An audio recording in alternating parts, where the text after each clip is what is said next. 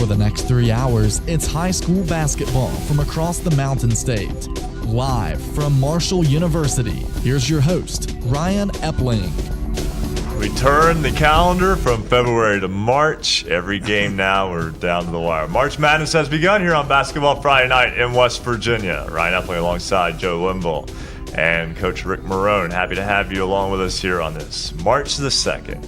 Welcome back, Coach, again. Glad to be back. And we are now, since we last spoke, we now know the pairings for the Girls State Tournament, which begins next Wednesday morning at the Charleston Civic Center Coliseum.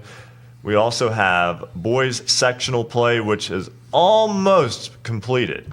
Most sectionals wrap up tonight. There are a handful that play tomorrow, but it's a fantastic time of year. And Coach Morrone, for coaches and players across the state, this is kind of what you point to.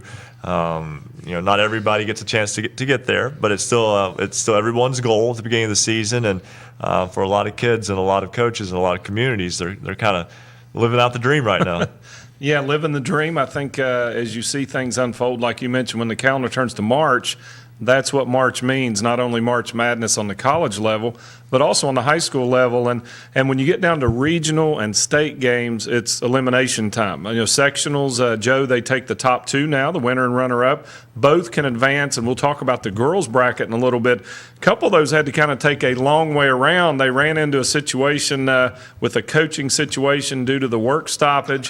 One of those games ended up being an upset. I'm talking about Bridgeport and Lincoln. Both of them ended up getting it done. We'll talk about that. But March is definitely about March Madness, Joe, and I think it's what you play for and what you work for all year round. One thing about it, if you do have a bad game in a sectional, you have the opportunity to rebound. And that has happened, quite a bit, and I expect it to happen some more this season. And there were several sectional runner-ups that went on the road and won in regional play in girls basketball. And, it's just, like I said, it's a fantastic time of year. We have a jam-packed show tonight.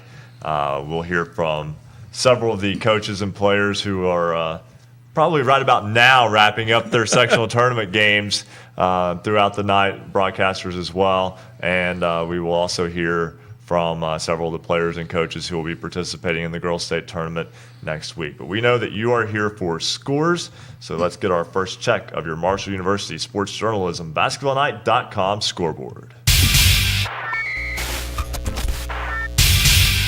I probably should have told you guys how we were going to do this, but I'll take care of it here for the first one. I'll just give you guys a break, which means I probably won't do another scoreboard this time. In boys sectional play, Region 1, Section 1 in Class AAA, it was Wheeling Park defeating John Marshall 42-38 in overtime. Alex Vargo makes 4 free throws, accounting for all 4 points scored in the extra session.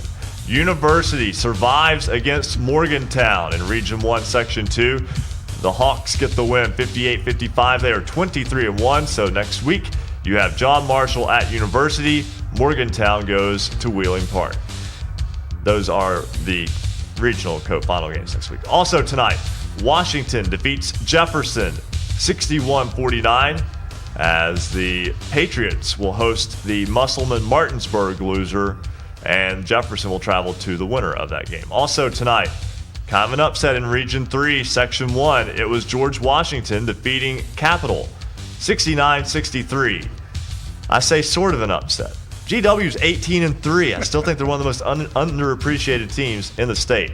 That sets up a fantastic matchup, though, next week because Woodrow Wilson tonight in Region 3, Section 2 of AAA defeats Princeton 79-45. So your two matchups there in the Region 3 co-finals. Princeton travels to George Washington. Capital at Woodrow Wilson. We'll talk about that much more as we go on throughout the night. The Battle of Parkersburg for the Region 4 Section 1 title also came down to the wire. And the Patriots of Parkersburg South get the win, 52-50 over the Big Reds. And that sets up a matchup with the cross-section rival from Section 2 in Region 4. Huntington defeats Hurricane 63-57. Both those games very tight tonight. So next week you will have Parkersburg traveling to the Hill in Huntington. Hurricane goes to Parkersburg South. In Class AA. You know what, Joe? I'll just turn AA over to you. All right, we can do that. In Class AA, Region 1, Section 1. Philip Barber and another tight one over Berkeley Springs tonight to advance 59-54. No surprise here. The Polar Bears and Region 1 Section 2 rather, they wore out North Marion tonight 97-54. It was Robert C. Byrd picking up a win tonight over Elkins in that Region 2 Section 1 game in Class AA, 58-44. Bridgeport, the Indians, lead at the half over Liberty Harrison, 33-20. That's in, of course, Region 2, Section 1. Braxton County, the Eagles advance to the top spot. They now are 20-4 in Region 2, Section 2, Class AA, as they defeat Nicholas County tonight, 66-54. Nitro, the Wildcats fall to Winfield in that Region 4 semifinal game by a score of 71-64. And the other Region 4 Section 2 game, it was the Chapmanville Tigers defeating the Logan Wildcats at Mingo Central High School tonight over on Minor Mountain by a score of 57-40. And Rick, I'll let you slide over and take the single A games. Well, I appreciate that, Joe. Let's take a look at Class A tonight. In Region 1, Wheeling Central rolls over Cameron 71-44. That's Region 1, Section 1. The other side of that, we will have that score for you shortly. Tyler Consolidated takes on St. Mary's in the other side of Region 1. Region 2 in Class A, Notre Dame 61, Trinity 58, Section 2. Region 3 is Mount View and Greater Beckley, and Greater Beckley gets the win in that one, 56-49. Let's look at Region 4 action tonight. I tell you what, this is a powerhouse of a region in Class A. Ravenswood gets the win, maybe not as big as some may thought, 52-47 over Parkersburg Catholic. Crusaders 14-10, but really gave the Red Devils all they wanted. Still waiting on that Tug Valley Van score, and that should set up some really interesting regional finals. And Ryan, that's a look at our basketballnight.com scoreboard update. Always check out our Twitter handle at @hoops_roundup. You can also go to basketballnight.com to get those scores throughout the evening and really anytime. They're up there all times, 24/7. And that Tug Valley game, I do know Tug Valley won, but the person that posted it didn't give a score. So. It's amazing how often that happens. Yeah, really. I can tell you, I've gone to games too. I'm like, yeah, I know who won. What was the score? I have no clue. I don't know. Didn't check it. That happens sometimes. But let's go right to the phone lines. Bill Cornwell. We'll talk with Bill Nestor in just a moment. But first, let's go to Bill Cornwell, co-host of Basketball Friday Night in West Virginia. He joins us as he was at the Huntington Hurricane game tonight. And Bill, a tight one, but a big win tonight for the Highlanders. A big win for the Highlanders, and Huntington is, I guess you could say, one step closer to trying to repeat as Class AAA champions, but they were really pushed tonight by Lance Sutherland's Hurricane Redskins. Final score was 63-57. Huntington came out smoking to start the game. A three-pointer just seconds into the game by Michael Dawson, and it really looked like Huntington was going to be a superior team tonight. They had a 18-12 lead after the first quarter, but really Hurricane decided in the second quarter to start really challenging, and they actually outscored Huntington in the second quarter 16-12. It was 30-28 Huntington at halftime.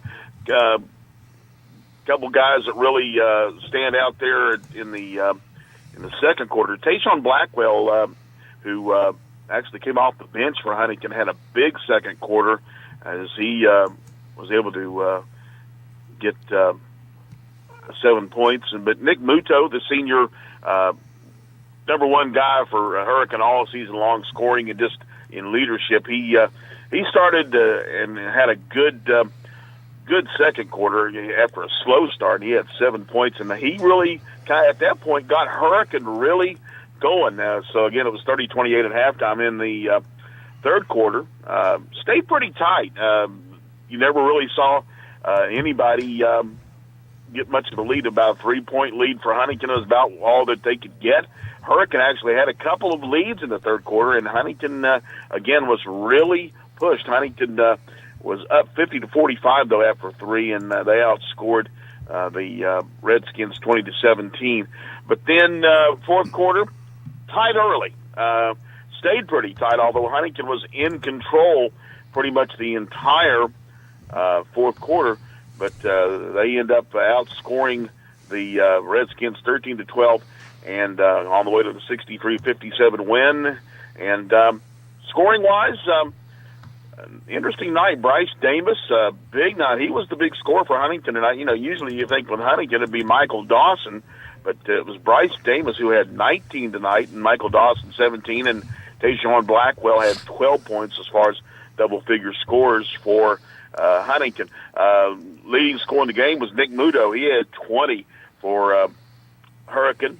Other big scorer, as usual, for Hurricane was Austin Deering, although really seemed to kind of tire as the game went on. He had 16, but he was pretty quiet there at the end of the game when they maybe needed a little bit extra boost from him. And they were the only double-figure scores tonight for the Redskins. But nice job again, gritty job by the Redskins. Huntington, they're just a little bit more athletic, maybe more overall talent, a little more quick than the Hurricane. But I got to give Hurricane credit; they were really gritty tonight in that game. And also, I got to give the officials credit. The officials they worked the sectional both Wednesday night and tonight. I think they were up from the Parkersburg area.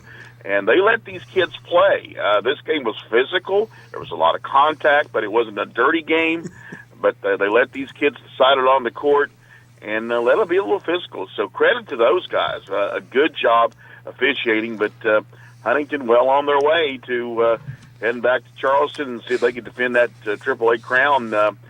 And, of course, they'll be hosting the Big Reds of Parkersburg next Tuesday night. And Hurricane will have to hit the road for Wood County to take on Parkersburg South. And, Bill, that was an important game because for Huntington and Parkersburg South, who are quite frankly two of the best teams, if either one of those games goes differently, they're playing each other in a regional co-final. But as is, Huntington gets Parkersburg on Highlander Mountaintop next week, and that'll be that's important. I mean, that region is kind of a minefield to travel through.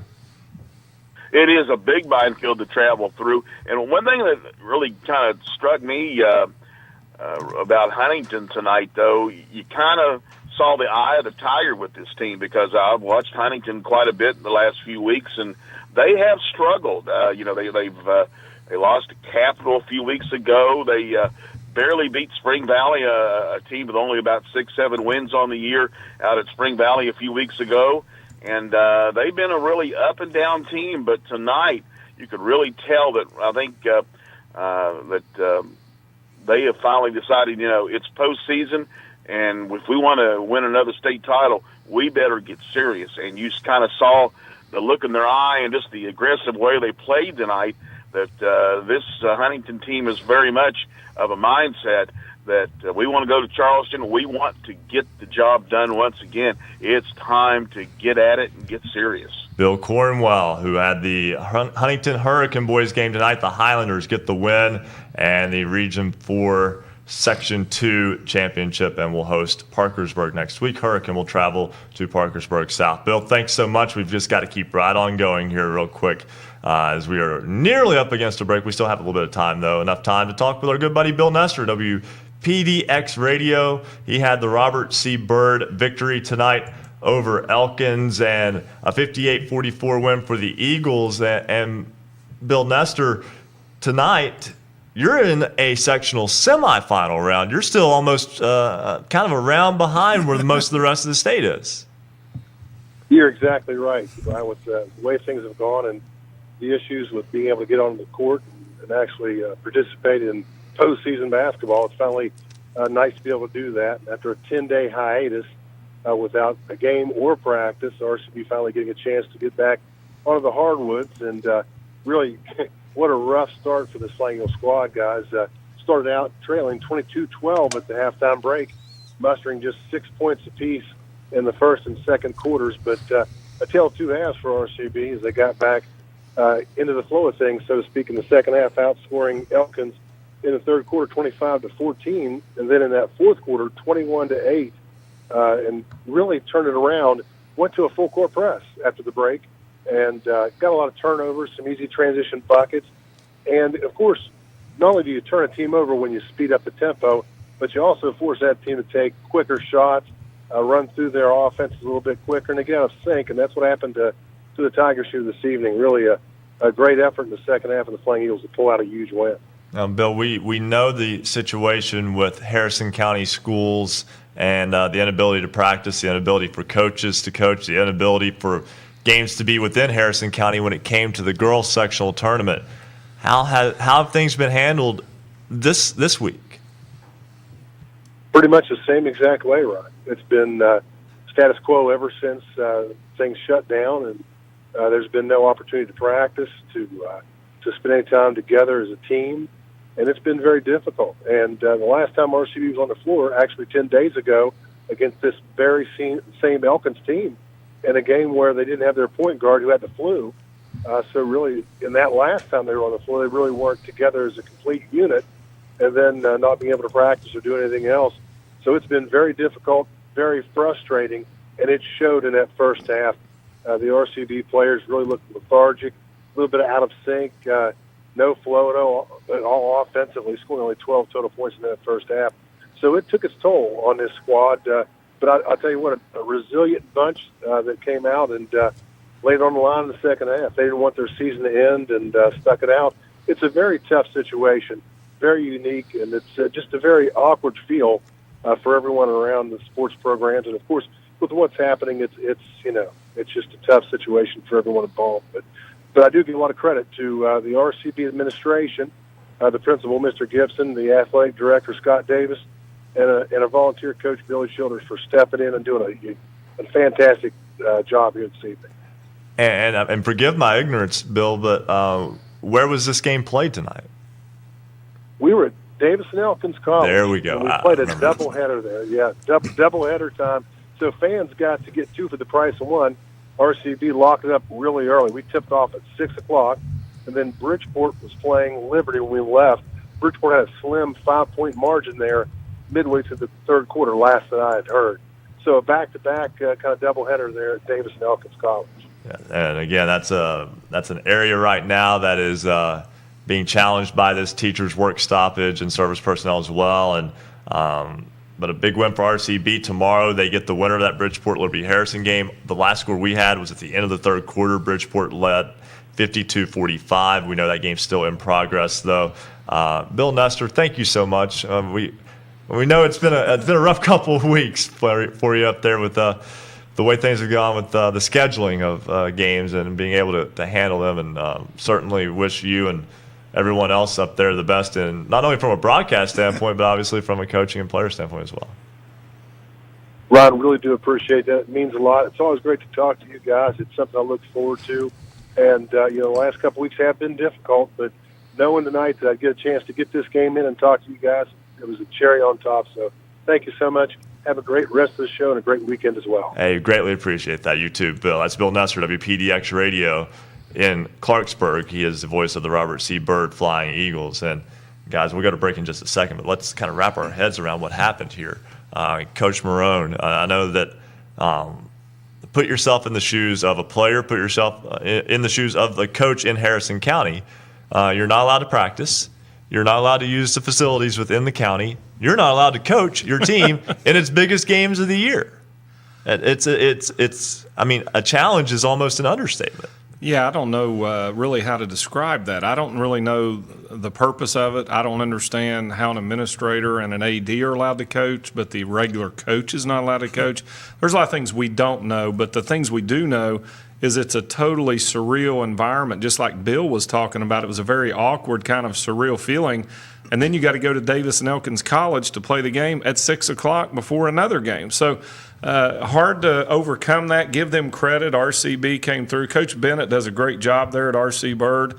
And hopefully things will get back to normal and he can be on that sideline. We know how great a job he does. But, Joe, it's really hard to even try and even discuss it, to be honest with you. I actually talked to Bill on Saturday, and he was so frustrated. That's the reason he didn't even call into the show last Friday night. He said, I don't want to say something to upset the apple cart. But can you imagine the frustration, number one, the players, and number two, the communities? I mean, they've rallied behind these teams all year, and, they're pumped up. It's sectional play, a shot to, play in the big dance floor in Charleston. And you can't have your games, but yet now we're making makeshift ways to get them in. Well, and the thing is, too, Ryan, when you're playing across counties, you've got different policies. You've got people from different counties one of them has the coach on the sideline and the other one doesn't, and it's different. It's a disadvantage, obviously. It is certainly a fascinating situation. You also have two Harrison County teams right now going at it in sectional play in Elkins.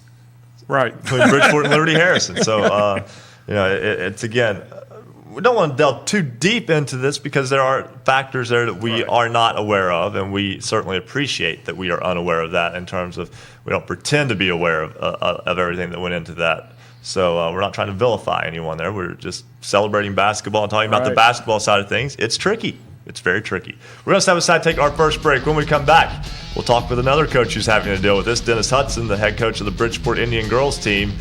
That team qualifying for the state tournament next week in Charleston. And wow, what a situation they've been through as well. This is Basketball Friday Night in West Virginia on the Fast Break Sports Network. Basketball Friday Night in West Virginia will return in 2 minutes on the Fast Break Sports Network.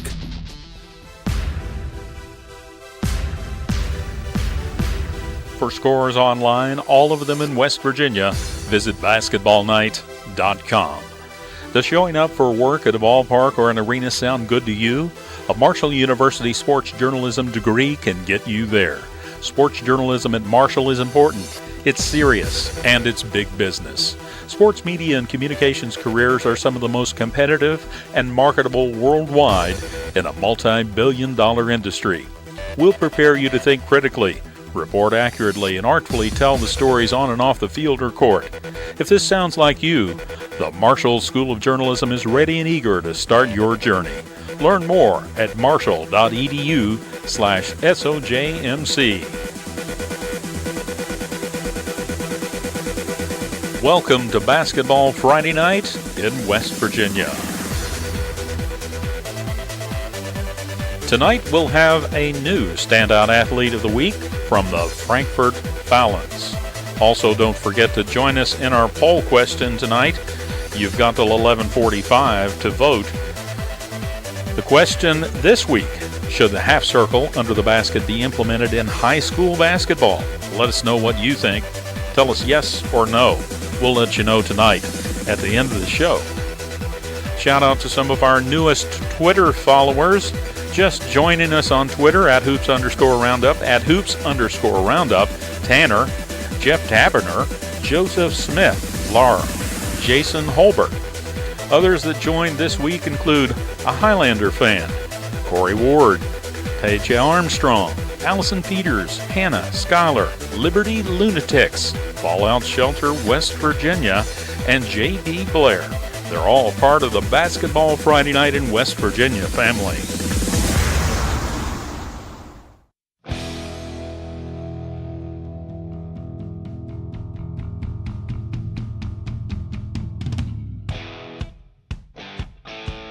Stay up to date on your favorite teams. Check out basketballnight.com.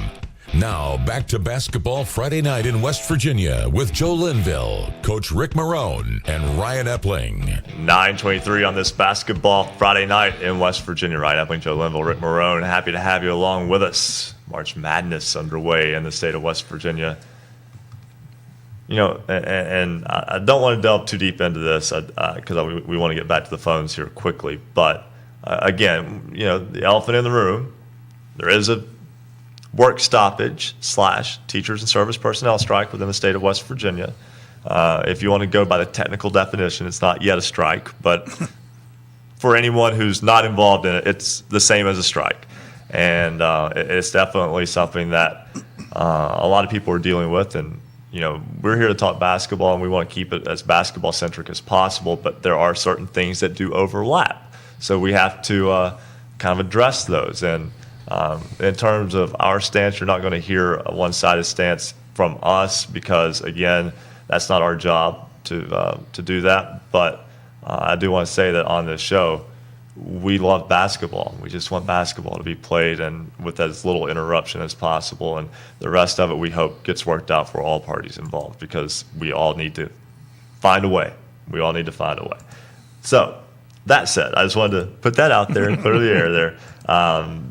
The Class AA Girls State Tournament this week in Charleston. Let's get you the schedule on that real quick.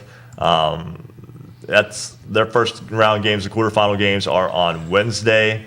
and it starts at 9:30 in the morning with number 3 seed Wayne taking on number 6 seed Logan. Also on Wednesday at 1 o'clock, it will be number 1 seed Wyoming East number 2 seed Wyoming East against number 7 seed Lincoln. At 5:30, it will be number 1 seed North Marion against number 8 seed Bluefield. And then at 9 o'clock, number 4 seed Bridgeport, number 5 seed Frankfort. Head coach of the Bridgeport Indians, Dennis Hudson, joins us now on the program. And Coach, it's been kind of a tumultuous week in a way, but I know that you have to be happy for the success of the girls and knowing that they're going to go to Charleston, and in all, intents and purposes, you've got a few more days to hopefully get this work stoppage worked out and to be able to get back with them. Yeah, it's been a great week for our kids. I mean, that's the most important thing right here, right now. We had a great sectional tournament championship game against Lincoln, which was a great basketball game, and the kids pulled it out 62-60. And then last night in a regional game, in order to qualify for the state tournament, we beat Morrone County 67-45.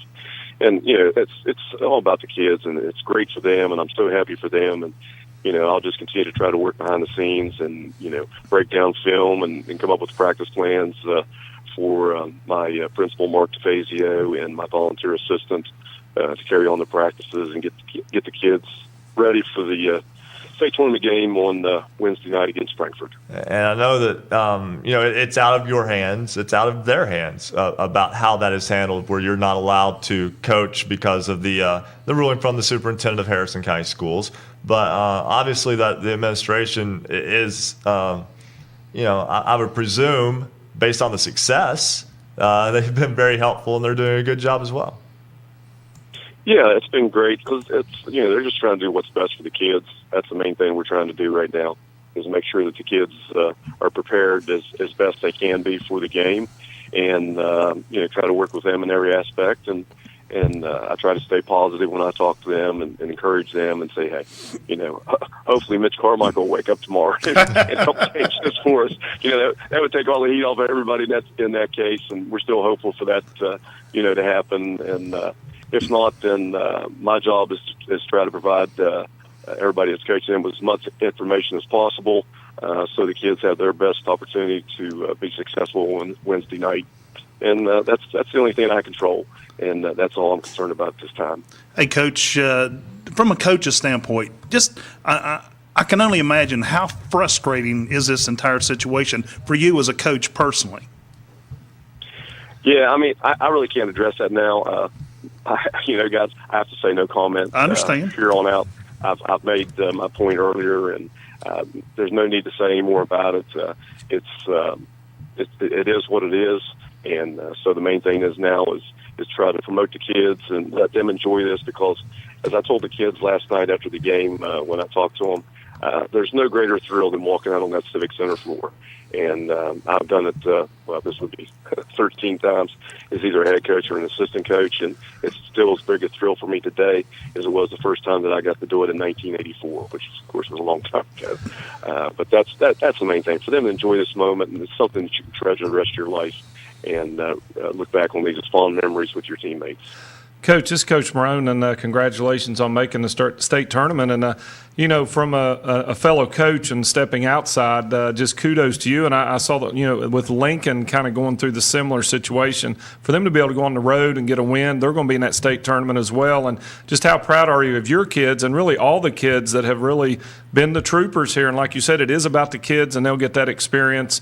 They went there a little different route, but they're still ending up in the same place there in the Civic Center.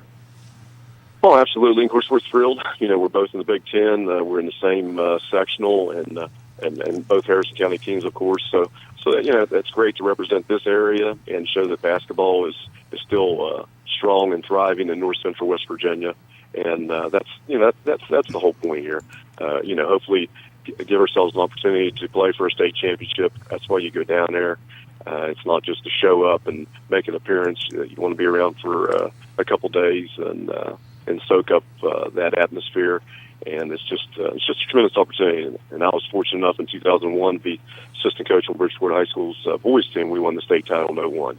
So I've got to experience that. I would love for these kids to experience something like that, because I still reminisce with those guys from that team, and where they're at today in life. And it's just tremendous memories to have when you're in the coaching profession. Coach, let's talk about one of your players in particular. Coach Morrone and I used to call Little League games in this area at the state tournament level or at the regional level for 9 and 10-year-olds. And there was a little leaguer by the name of Emily Riggs, who was the best baseball player in Bridgeport at the time.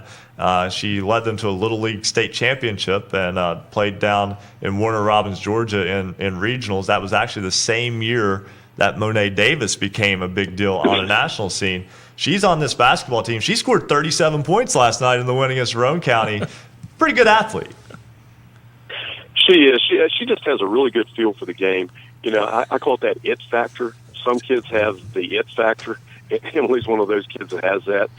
She has a tremendous toughness about her and just a mentality to score. And last night, she just, she really took over the game early, and they had a hard time keeping her away from the basket. She penetrated, and Emily's really physically strong. She likes contact. She likes to get to the rim. But the thing people don't realize about Emily, she can step out and shoot the three-pointer as well. But she was really aggressive last night, and I guess that's why she committed to Pitt for softball as a sophomore in high school. So she's a great basketball player, and she's an outstanding softball player, and we're just glad she's on our side. Well, Coach, we congratulate your team on its success and also for you for handling this difficult situation as best as possible. And like we said before, we hope that everything gets worked out and that you can be on the floor with them come Wednesday night. That'd be super, and we just keep praying for a miracle that people in Charleston will do the right thing, and because teachers want to be back in the classroom. Nobody wants to be out of the classroom, and get things more back on an even keel, because it just makes it a tough situation and stressful for everybody involved. And so I just will do whatever I can in the meantime to help the kids be successful, and maybe some miracle will happen here in the next 24 hours and enable me to be there with them as well. That's Dennis Hudson, head coach of the Bridgeport Indians girls basketball team, the number 4 seed in the Class AA tournament. They'll take on number 5 seed Frankfort Friday night at 9 o'clock at the Charleston Civic Center. We got to step aside, take a break. When we come back, we will talk with Gabby Lapardis from Wyoming East. The Warriors back in the state tournament this year. Eric Little, WVVB in Parkersburg, had a tremendous boys basketball game tonight between Parkersburg and Parkersburg South. And I'll leave you with one note. Gabby Lapardis had 23 assists in the regional championship game. We'll talk with her about that when Basketball Friday Night in West Virginia continues on the Fast Break Sports Network. Basketball Friday Night in West Virginia will return in 2 minutes on the Fast Break Sports Network.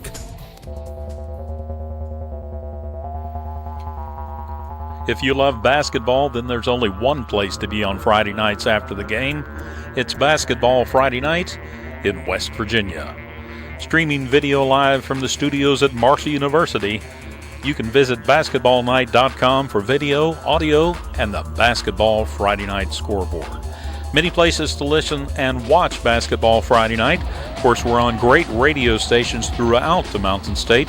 Just click on our affiliates page down at the bottom of our website for the station nearest you. You can also watch our high-definition video on YouTube. Go to basketballnight.com, just click to watch. On Facebook Live, if you go to the RSN Sports Facebook page, you can watch us on Facebook Live. We're also on Periscope. Twitter, @hoops_roundup. @hoops_roundup. Periscope, we're there too. On cable, we're on Suddenlink's Network West Virginia statewide in the Huntington area. We're also on Comcast Channel 25. If you're watching right now, you see a bunch of pictures that you sent in. We want to feature your pictures. Send them to us throughout all the games. Send your pictures to us at Twitter, @hoops_roundup, @hoops_roundup. On Facebook, send them to the RSN Sports Network Facebook page. You can also email them to us. You can email your pictures to scores@basketballnight.com, scores@basketballnight.com. Give us your best pics of your team, your fans, and we'll make it part of Basketball Friday Night in West Virginia. Shout out to some more of our Twitter followers that joined this week, including Crystal Funk, Mike Rogers, Carrie Hudson, Joanna Miller, Fallout Shelter, West Virginia, ESIB 21, and Rick Stevenson.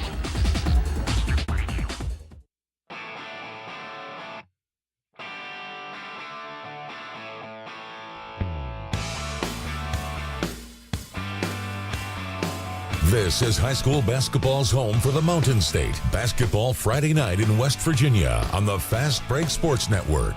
Now, back to your hosts, Joe Linville, Coach Rick Morrone, and Ryan Epling.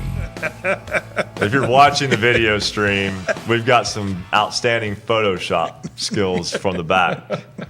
They love to get me as best they can. They do a good job, too, by the way. This is Ryan Epling alongside Coach Rick Morrone and Joe Linville. Happy to have you back here on Basketball Friday night in West Virginia, a celebration of high school basketball throughout the Mountain State. We'll get you a Marshall University Sports Journalist, basketballnight.com scoreboard in a moment. I want to go right back to the phone lines, though, as making it back to the girls' state tournament after a one-year hiatus and a year that was really just an injury-plagued year. I don't know if anybody had worse luck last year than the Wyoming East Warriors girls basketball team. They are back, though, in Charleston, 20-3 as the number 2 seed. They will play Lincoln at 1 o'clock on Wednesday afternoon. Gabby Lapardis. Many people will be happy to hear throughout the state, coaches at least, that she is a senior, finally, as she's been a factor for that ball club for 4 years. She joins us on the program now. And Gabby, let's just jump right into it. Last night, your team beats Pikeview by a final of 93-40. And in that game, 23 assists. I don't know that I've ever heard that many assists in a high school basketball game. Did you go into the game wanting to see how many assists you could get, or was that something that just kind of came naturally as the game played out? It came naturally. You know, it's hard not to do that when I have teammates like I do. They move naturally to every spot that I'm looking at, and, you know, they make it easy on me. I know last year was difficult for you, coming off of a knee injury that ended your season early, but and your ball club was unable to get out of regional play a year ago. This year, though, back in Charleston, back to the state tournament. I know it's an exciting time for you to get back to the big stage. Yeah, it's a huge accomplishment. You know, after the year we had last year, it was really rough on all of us. You know, and like you said, we had awful luck, but getting back to it this year, it's a huge accomplishment. You know, what we all wanted to do from the age of, like, 4th grade, and, you know, to be able to accomplish this our senior year, you know, we want to take it all the way, good Lord willing, but just to even get there is awesome. Gabby, this is Joe Linville, and after your disappointing year last year, after getting that taste of being in Charleston, obviously you've set your goals high. Do you feel like you've got a legitimate chance of doing it once again and taking that state trophy back to Wyoming County? Of course, you know, good Lord willing, like I said, you know, that's what we want to do, and, you know, I think it's very possible for us. I mean, that's all I can say, really. I think it's possible. And your ball club will take on Lincoln on Wednesday afternoon at 1 o'clock. And, you know, Lincoln's been a tournament regular as well. This is their 4th straight year of going to the state tournament. Are you familiar with the Cougars? Maybe a little bit more from having seen them in Charleston in the past than maybe other teams. Yeah, we're pretty familiar with them. I grew up playing ball with Gracie Lamb, their point guard, and, you know, we're trying to get film on them. We're trying to learn their plays and get a start on them, you know. We don't ever get to see them anywhere else but state, but we know we have to take them very seriously. And again, making it back to Charleston after winning the state tournament 2 years ago. I know this is, again, an exciting time for that community and how it's rallied around the girls' basketball program down there. But obviously not a one-person show either. We talked about getting 23 assists. That means other people are putting the ball in the basket. You know, with Kara Sandy, with Jazz Blankenship, with Emily Saunders, etc. You've got quite an arsenal on your team when it comes to weapons. Yeah, it's hard not to get a lot of assists with those people on your team. Gabby Lapardis, the point guard of the Wyoming East Warriors, their girls basketball team back in the state tournament. We congratulate you on the Region 3 co-championship and wish you and your ball club the best of luck as the number 2 seed next week in Charleston. Thank you. I appreciate it. All right. Again, Gabby Lapardis, 23 assists in the regional final. Coach Morrone, 23 assists?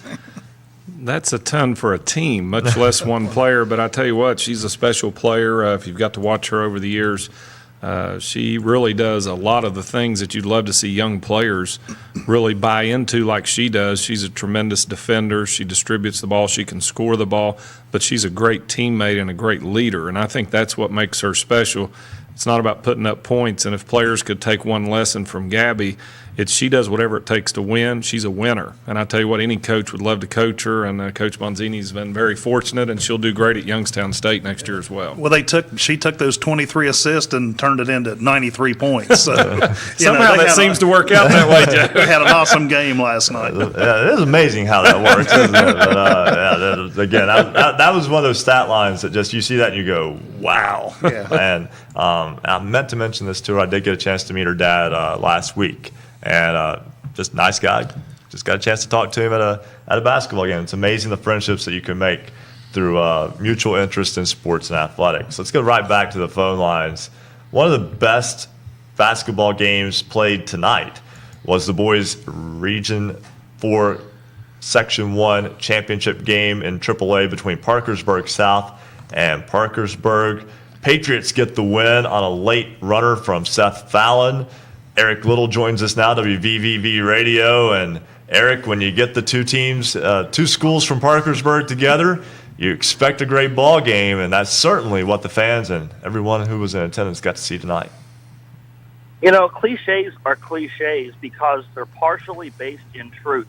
That's a line from Avenue Q for those of you that are curious. Yes, I did just drop a line from a play involving puppets, but it's true.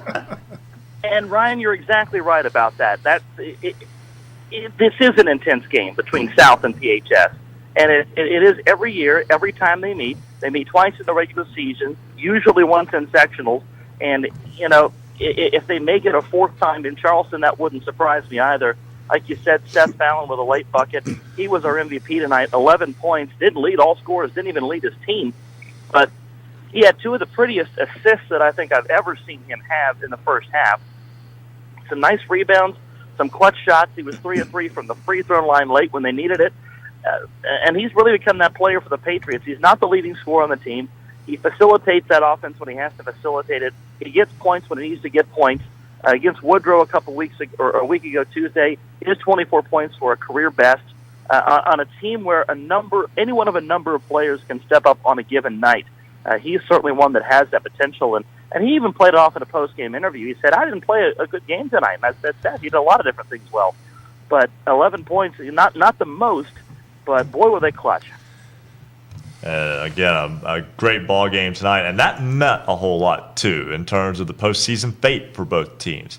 Because going to Highlander Mountaintop next week is a tall task, and that's how it played out for the loser of that game, and that will be Parkersburg. It's a winnable game, but it's the reigning state champions in AAA, and for Parkersburg South to get that win, it kind of made that game that much more important.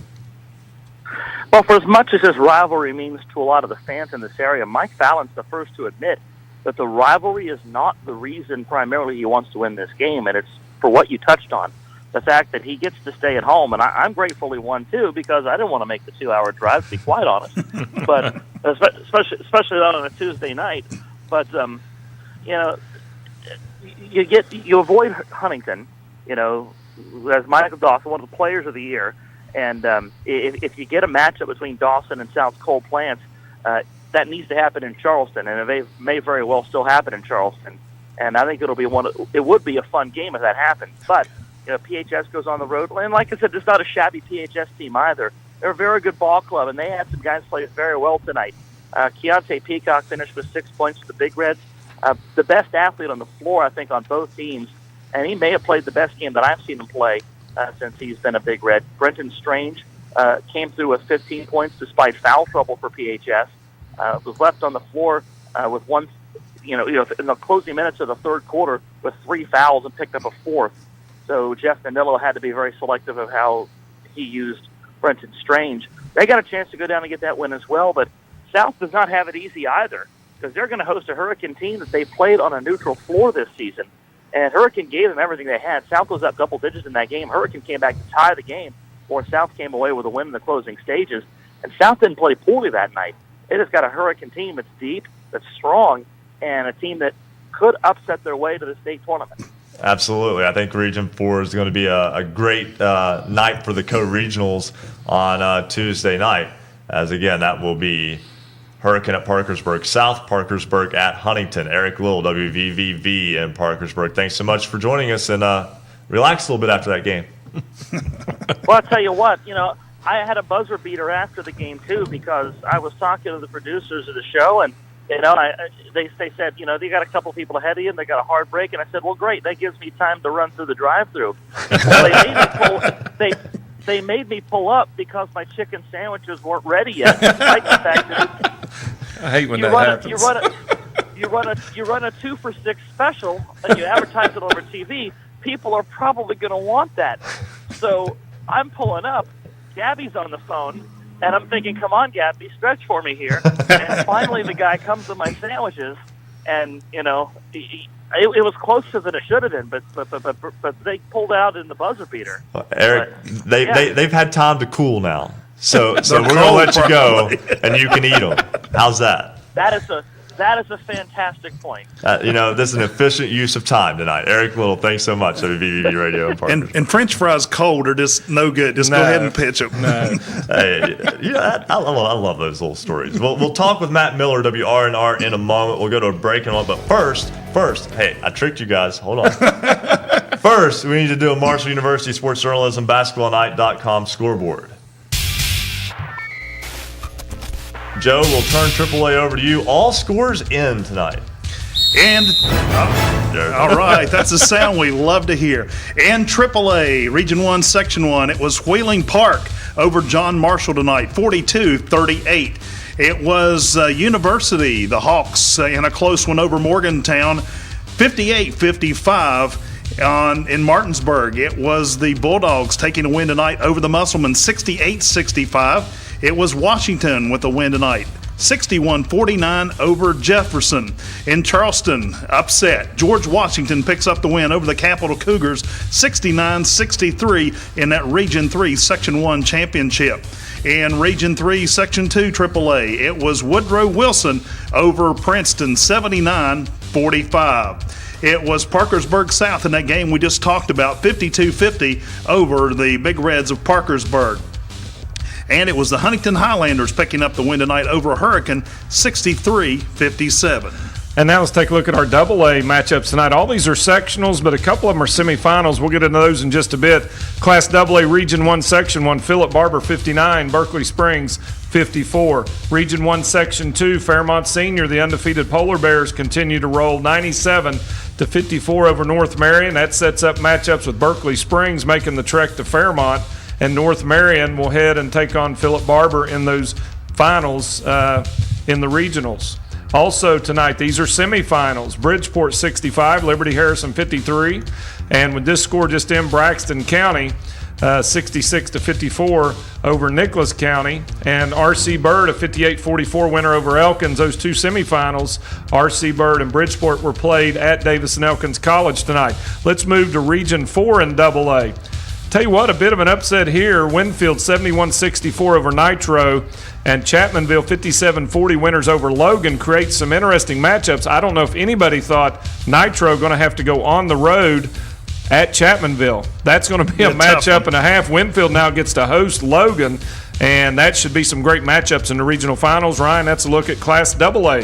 In Class Single A tonight, it was Wheeling Central winning Region 1, Section 1. With a 71-44 victory over Cameron.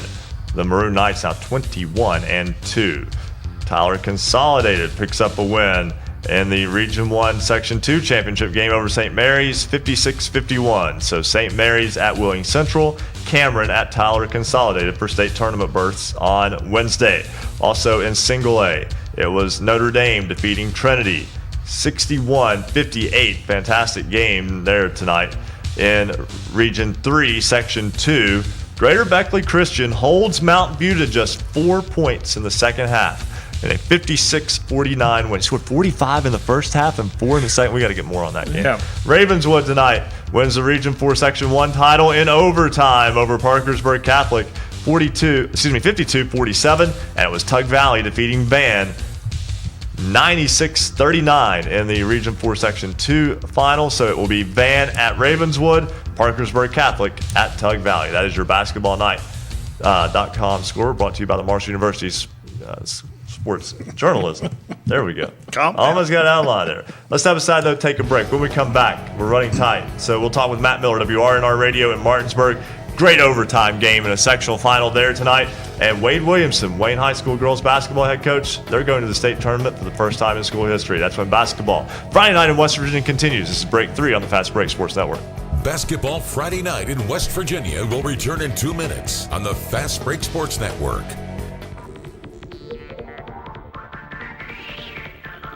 For scores online, all of them in West Virginia, visit basketballnight.com. Jaden Lindsay, Jacob Clark, Cole Honecker, Sydney Nestor, Isaiah Morgan, Deja Busby, Drew Williamson, Ashton Maxwell, Casey Henchman, Whitney Sampson, Cole Whited. And tonight, another from the Frankfort Falcons will join the Basketball Friday Night in West Virginia Standout Athletes of the Week. If you have someone remarkable on your team or an athlete that made an outstanding play, you can nominate your team's players to become the Basketball Friday Night Standout Athlete of the Week. Each week, we consider nominees based on leadership, performance on the court, academic performance, involvement in the community, and volunteer work. Every Friday night, we select a Standout Athlete of the Week. Head over to our website, basketballnight.com, click on the Standout Athlete of the Week tab, fill out the nomination form, we'll take it from there. We want you to nominate your team's athletes. Don't forget to join us tonight. You've got till 11:45 to vote in this week's poll question. And the question is, should the half circle under the basket be implemented in high school basketball? Tell us what you think. Vote yes or no.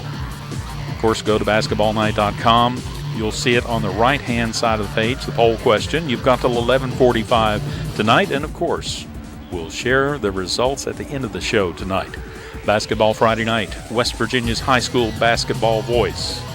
Join us on Twitter, @hoops_roundup, @hoops_roundup. Shout out to our newest Twitter followers, including Ariel, Aspire to be Unique, Kenya Smith, and Jasmine Alberry.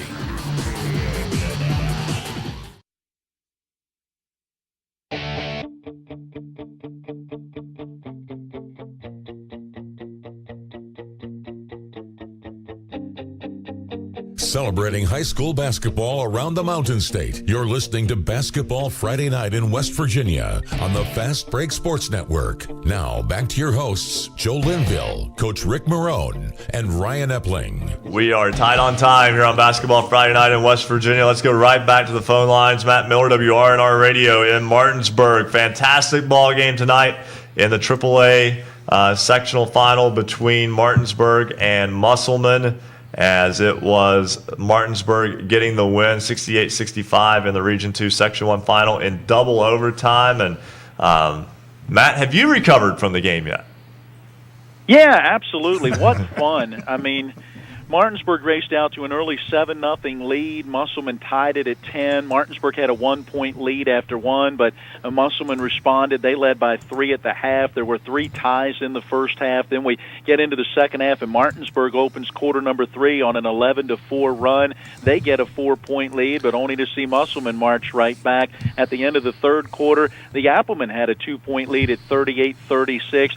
But then Martinsburg regained the lead until 10 seconds left in regulation, and it was Terrell Hayden who drove to the basket, got a layup to tie it at 48.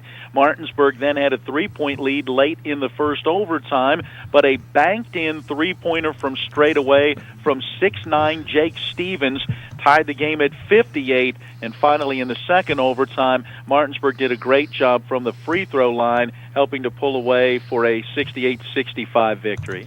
What a ball game tonight. And those two teams had split in the regular season and put on another classic there tonight. So now, looking forward, you just get a double overtime game. Let's immediately look forward, right? So Jefferson goes to Martinsburg next week. Musselman goes to Washington. Have to think, at least on the surface, excellent chance for both of those teams that participated in that game tonight in Martinsburg to advance to the state tournament? Yeah, absolutely. Both teams will be favored. Musselman had a couple of wins over Washington in the regular season. Martinsburg with a couple of lopsided wins against Jefferson in the regular season. So the Applemen and the Bulldogs both are favored to punch their ticket for a fourth straight trip to Charleston. Certainly don't like to put the cart before the horse or the apple before the cart in this rate. I had to use that No one, sorry. pun intended. But, again, we could see that matchup again in Charleston. And I think if it fits the billing of that one tonight, the state would certainly love to see that on that scale. Matt Miller, WRNR, thanks so much. Yep, thank you. All right, and we're gonna keep it here for a moment.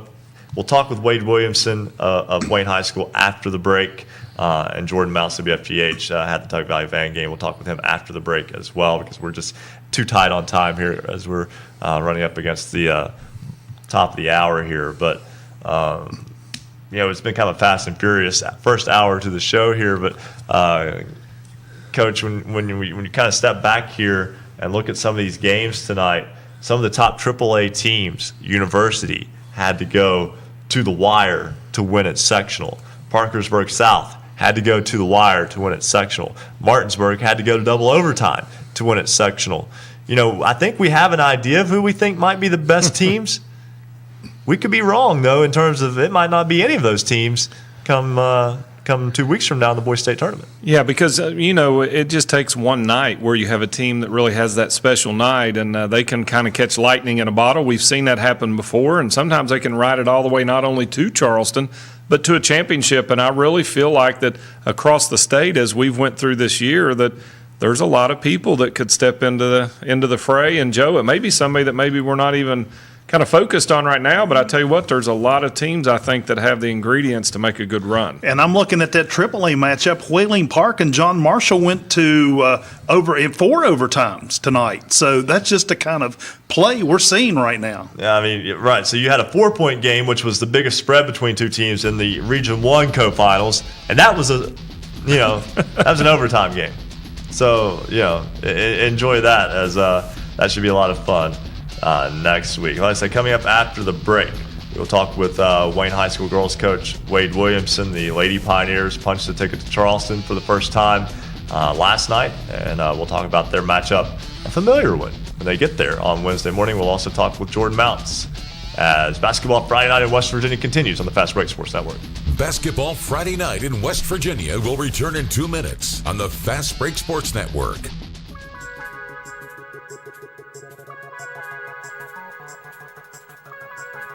High school basketball's voice in the Mountain State. This is Basketball Friday Night in West Virginia. Special thanks to all of our affiliates carrying Basketball Friday Night in West Virginia. You can watch us statewide on Suddenlink's Network West Virginia.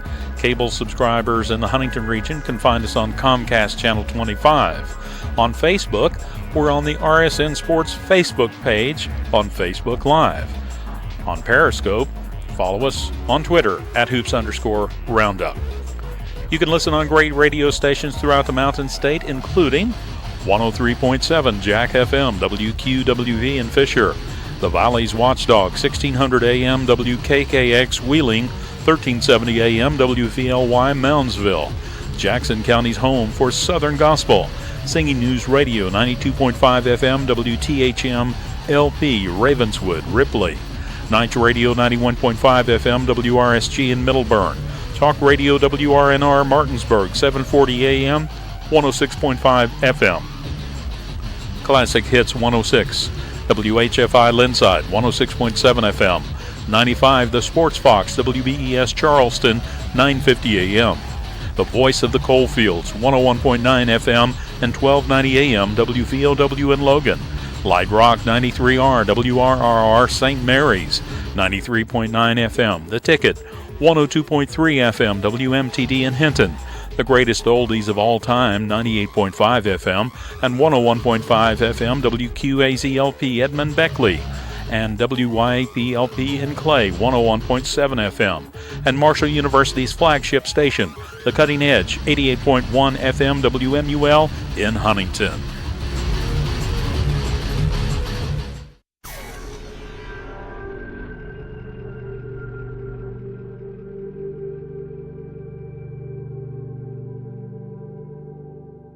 Welcome back to Basketball Friday Night in West Virginia. To join tonight's program, call 855-78-HOOPS. That's 855-784-6677. Follow us on Twitter @hoops_roundup for all the scores all the time. And visit basketballnight.com for a comprehensive look at schedules and standings for every team in the state. Stay tuned. Another hour of Basketball Friday Night in West Virginia begins right now. 10 o'clock, hour 2 of Basketball Friday Night in West Virginia. Ryan Epling alongside Rick Morrone and Joe Linville. Happy to have you along with us here on this March 2nd, 2018. We'll do a scoreboard in a moment. I want to go back to the phones, though, as we begin hour 2. We've mentioned the AA State Girls Basketball Tournament beginning Wednesday morning, 9:30. The opening game will have number 3 seed Wayne and number 6 seed Logan. And the head coach of the Wayne Lady Pioneers, Wade Williamson, joins us now on the program. And Coach, 1 week after winning the first confirmed sectional championship in school history for the girls, this week you join us now with the regional championship plaque in the locker room as well. I know it's just been a fun time for that program the last couple of weeks. Yeah, it's been really exciting. Everything's been kind of, really frantic last week or so. But kids in the community very excited, as well as coaches. We're very excited to be in this situation, and we worked long and hard to get here. So it's a really nice time for us. And your PA announcer as well. So he's sitting on a hoverboard here. It's about 6 inches off the floor. That's good. I know he's very excited about it too. So we're happy about that. Yeah, everyone down there is certainly happy about it. Let's talk about the game last night a little bit. Lincoln County is the team you opened the season with, and beat them soundly in that season opener. They had gone ahead to have a successful season at 14-10. They pulled an upset of Chapmanville in the sectional. They were ahead of Logan at halftime in the sectional championship game before only scoring 6 points the second half. And last night you got on them early and kind of seemed to just completely take them out of any semblance of what they were trying to do. Yeah, I think that there was just a lot of factors. I guess maybe I think the crowd kind of. Give us a little juice, and then we were ready to play, and we shot the ball well early and got ourselves off to a good start. And that's always important. And we were really confident after that, about shooting the ball, and then we played pretty well defensively, for the most part this year, and then I think that just continued last night. So. Yeah, it was just a combination of a lot of things. I think that led us to that. Coach, it's Joe Linville. First of all, congratulations on a very successful season at this point. Any school that can come up with 24 wins has had an outstanding season. Now you go to Charleston. Of course, you face a team that you've already seen a couple of times, but maybe, if you can get by the Wildcats, then the competition really heats up, and how do you keep your girls focused? I mean, you're at this point 24-1. You haven't lost since early in December, but things change when you get to Charleston just a little bit. Well, I think it's just we've had the whole year. We've taken one game at a time, just as they come. We've not tried to look too far into the future, and so we're definitely just focused on Logan. We had a very good game at their place that we were able to win late, and at our place they didn't shoot the ball very well at our place, and we kind of jumped on them a little bit. So we're really focused on just one game at a time, and they're the next game, and we're trying to keep all of our emotions in check. But I don't think we have to keep ourselves focused at this point. It's just this is all kind of new to us, and the kids are excited, but we're older, and it's just something that I think we can. We'll see. It's yet to be determined, but we think we can handle it, moving forward. Hey, Coach, congratulations as well. Hopefully you can keep this thing going. And as you mentioned, Logan, a team you've seen twice this year, there's pros and cons to that. I know you've beaten them twice. You had a tougher game at their place. But they're playing well. Or the Wildcats, they get a sectional title there, and they knock off a really good Winfield team that you're familiar with too. So as you get ready for this matchup, not only preparing for the state tournament, but also a team that you're familiar with, also familiar with you. Do you kind of just break things down and kind of look at things that were effective, or do you try and throw any wrinkles in there for the Wildcats? Not that you're going to give us a game plan or anything. No, I think it's we're going to take some of the things that we did well and try to make sure we do those things well again. And we'll throw in a few little wrinkles here and there, just just in case it's something that we need to be able to do. And we'll look and kind of see how the game goes early. We'll be able to I don't know, maybe switch defenses up if we need to, or we'll have some things in mind depending on what happens in the early part of the game. So I think as you well know, Rick, it's a tough thing to beat somebody twice and then try to beat them a third time because they have a little bit of they're going to change stuff, and so we have to be able to be flexible and change ourselves if we need to, and have some plans in mind, moving forward.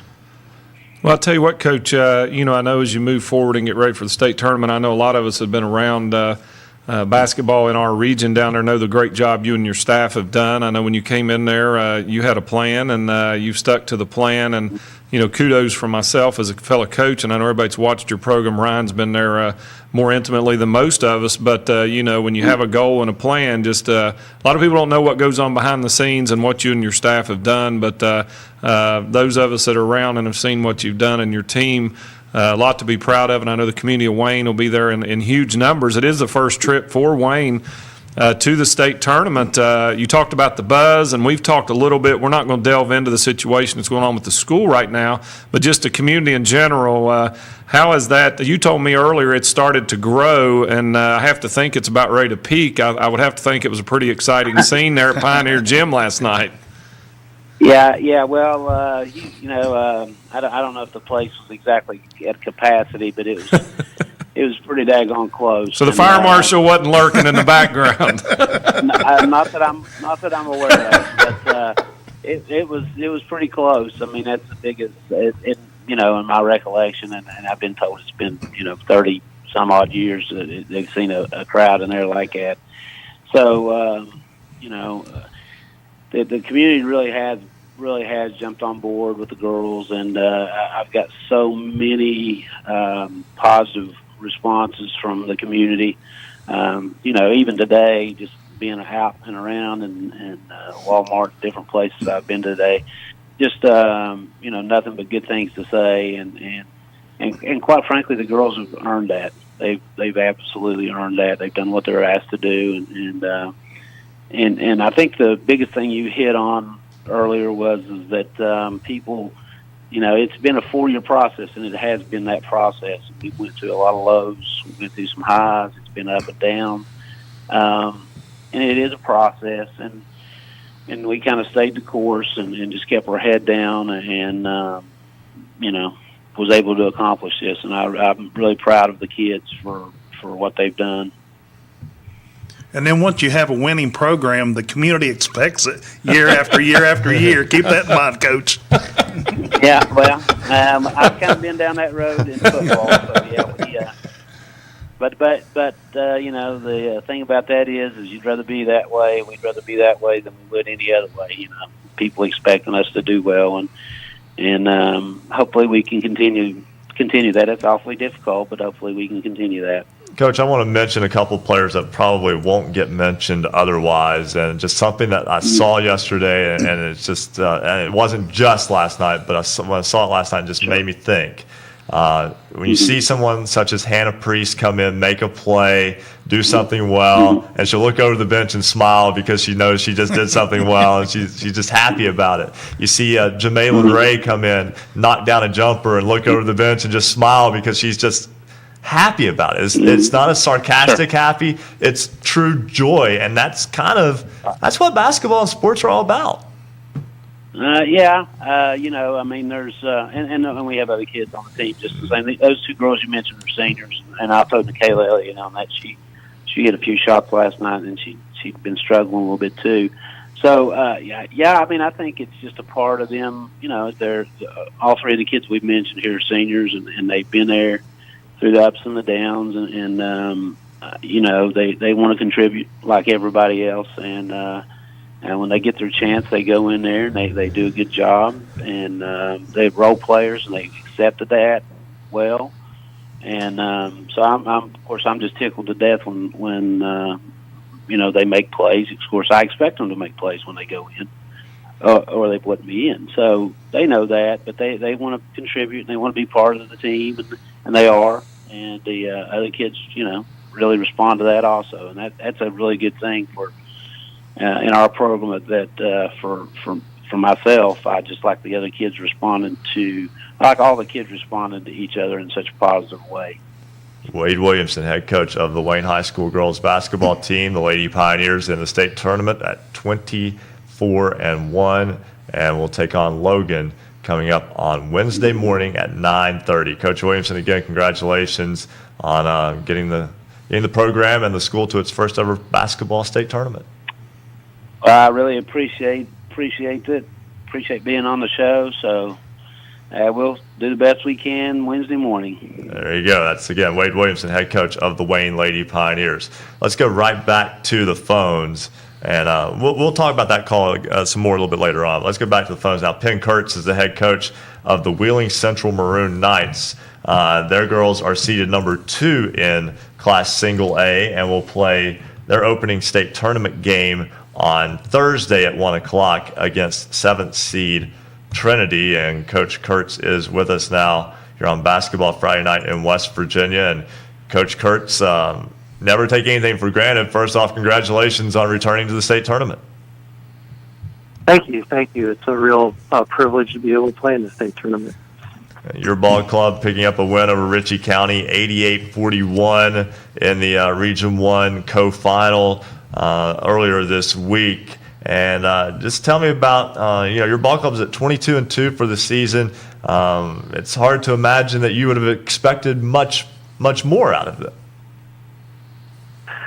Well, they expected a little bit more. Last year, I think we came into the state tournament with only one loss, and we pretty much had everybody back. But we stumbled a couple times this year. I think the players were a little disappointed, but we had a couple key injuries and lineup changes that created some adversity for us to fight through. But we managed to get through the season and have been playing pretty well once the tournament started.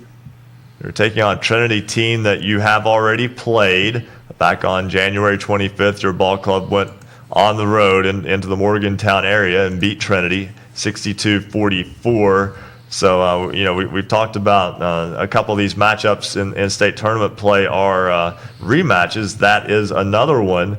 And, from your standpoint, when you get to the state tournament, I don't think you care who you play, but also you are playing someone that you don't have to go looking for film on.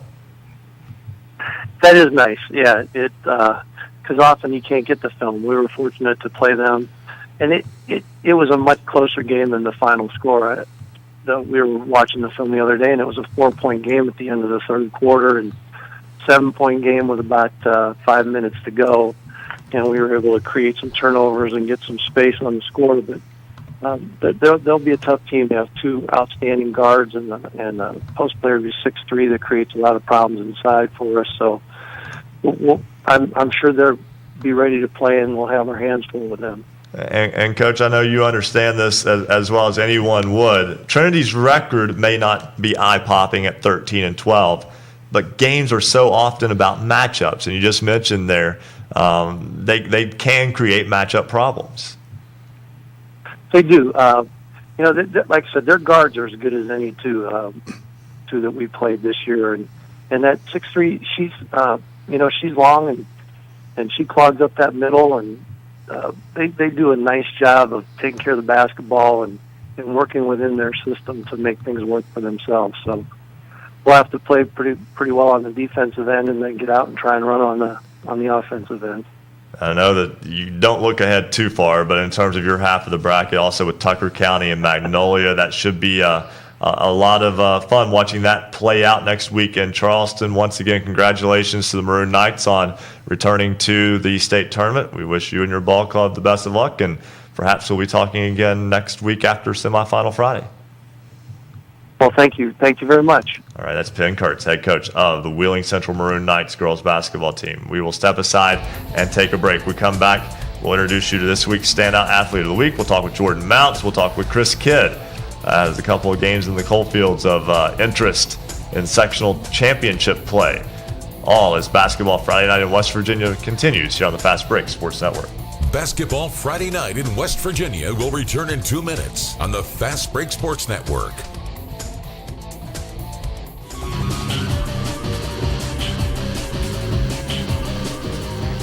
There's no better place to be than right here. It's Basketball Friday Night in West Virginia. The Marshall University Sports Journalism degree is designed for you to find a job to put your knowledge and training to work after graduation. The program allows for students to concentrate in one of 3 exciting areas: print, public relations, or broadcasting. The curriculum features skill-based courses and prioritizes hands-on real-life experiences that not only expose the students' work to the public, but also to sports journalism professionals who are often willing to provide crucial feedback and career-launching advice. Marshall has 15 varsity teams that afford sports journalism majors the opportunities to cover them in any media format, including text, online, photo, radio, or video.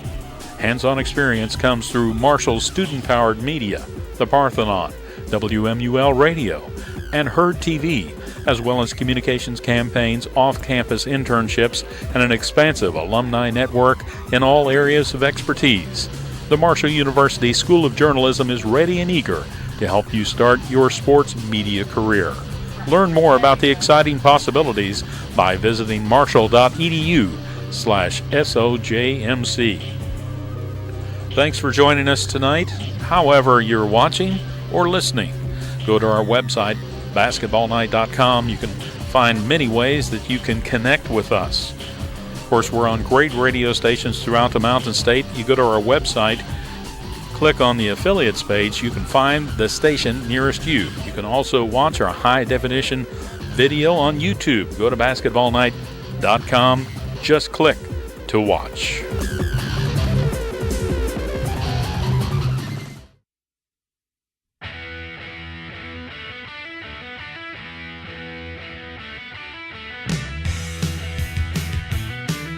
Stay up to date on your favorite teams. Check out basketballnight.com.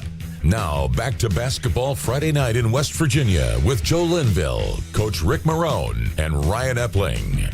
10:18 on Basketball Friday Night in West Virginia. Ryan Epling, Joe Linville, Rick Morrone with you. Happy to have you along with us as always. And we'll get to Jordan Mounts and Chris Kidd in a moment. Before we do that, we want to thank Jordan and his family as we have a new addition to the set. If you're able to watch our video stream, sitting right in front of Joe is a Tug Valley jersey. So another welcome addition to the set. Yes.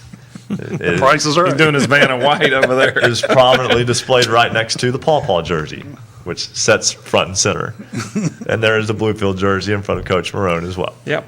And that'll have a significance here shortly, here a little later in the program. Yes, and we certainly thank everyone for all the jerseys that are throughout the set that make that possible.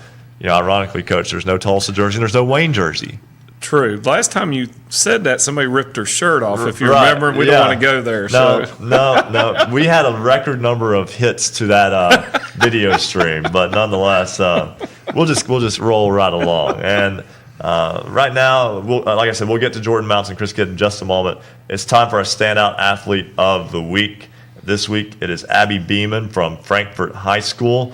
Abby is a junior, and she has helped lead the Falcons to the state tournament. They will be the number 5 seed and take on number 4 seed Bridgeport in the nightcap on Wednesday in Charleston. That should be a fantastic game between those two teams.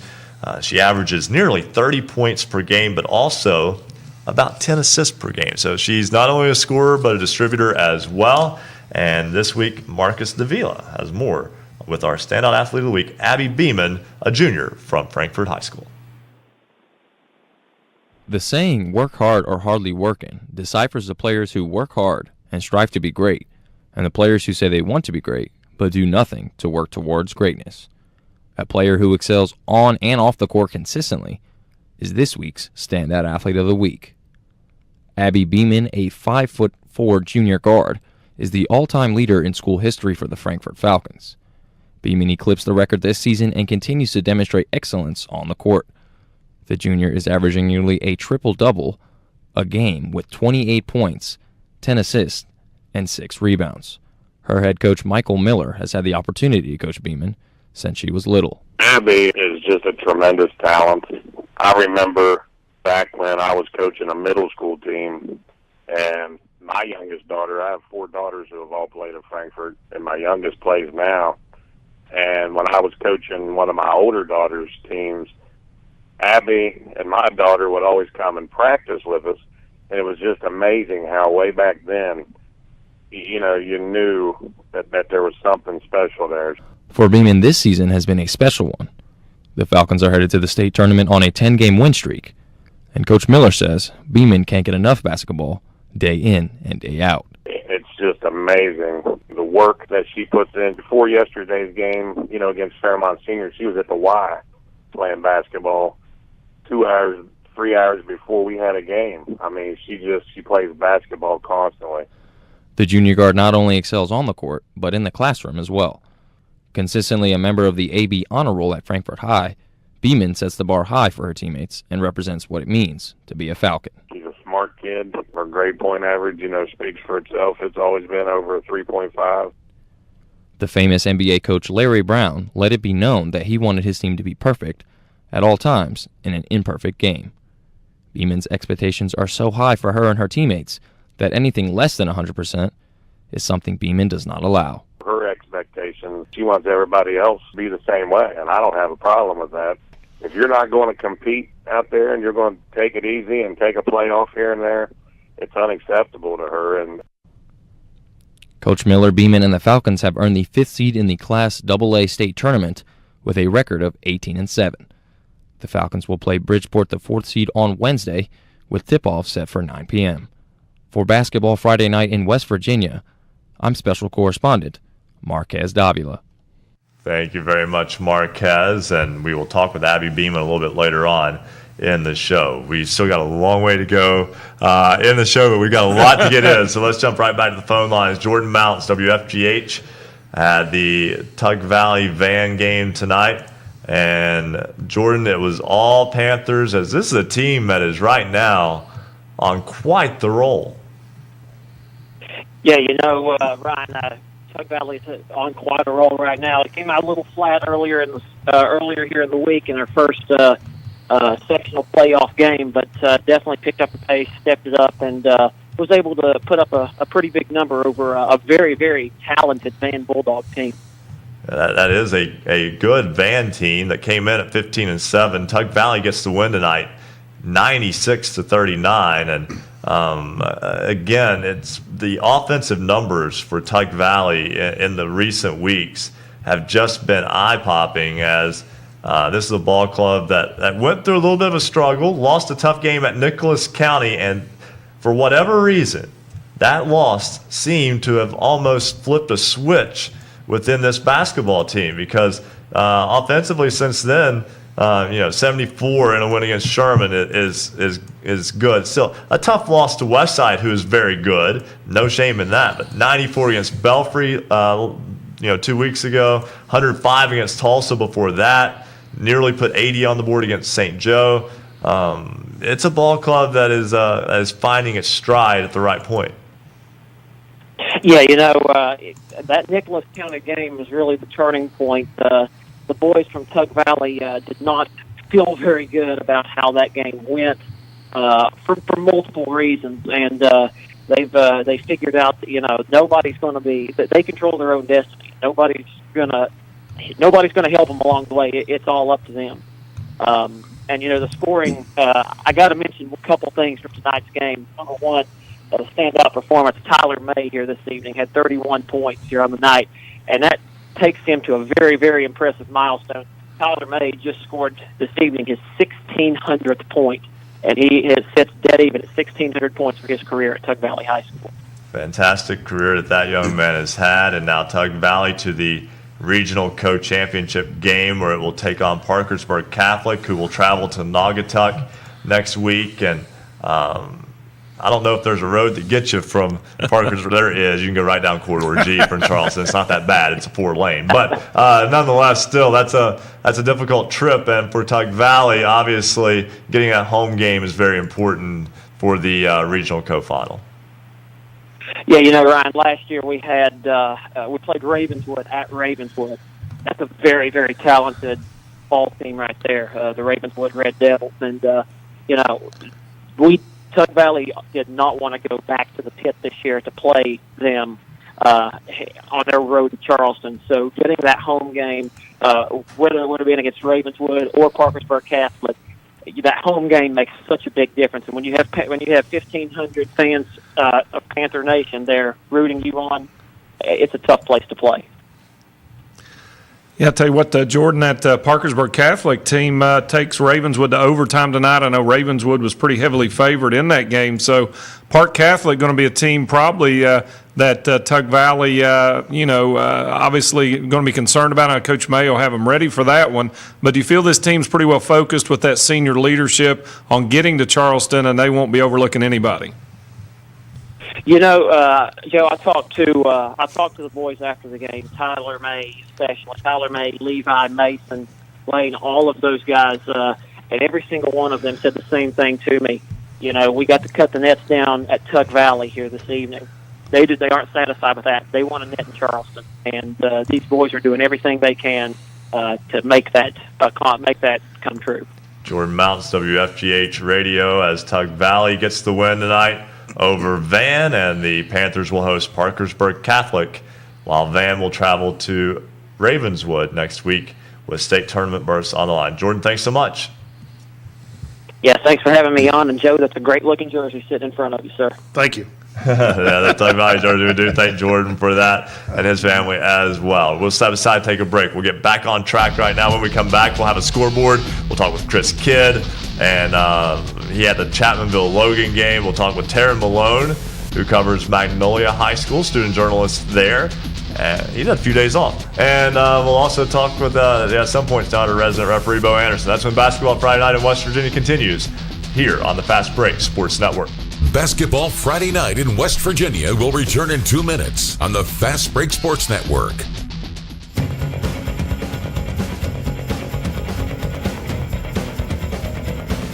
If you love basketball, then there's only one place to be on Friday nights after the game.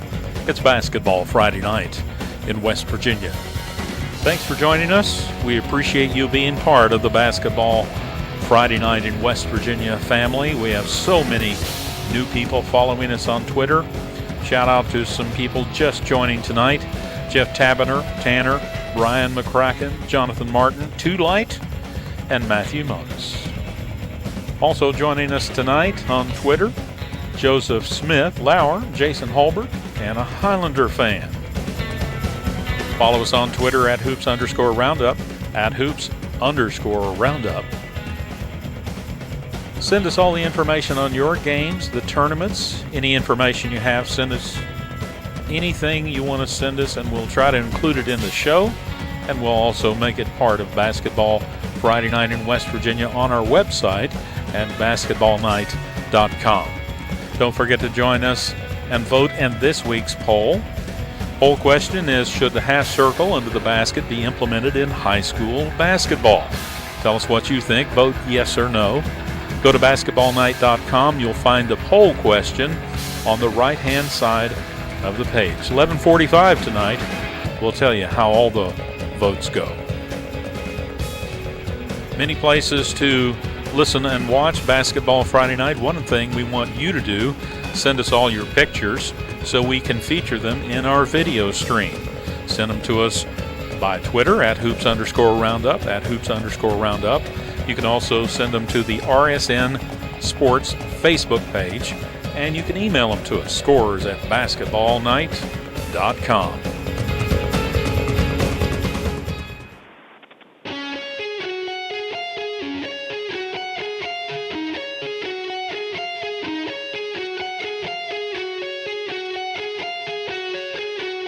This is high school basketball's home for the Mountain State. Basketball Friday Night in West Virginia on the Fast Break Sports Network. Now, back to your hosts, Joe Linville, Coach Rick Morrone, and Ryan Epling.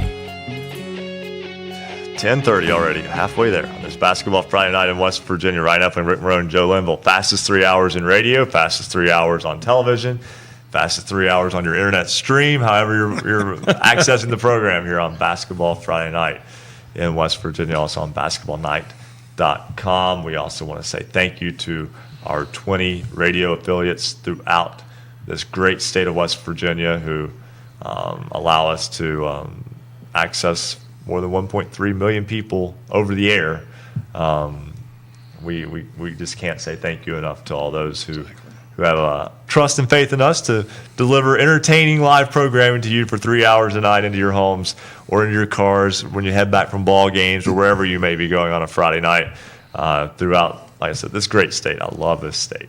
Cannot say that enough. Through all of its ups and downs, it's home, and that's just how it is.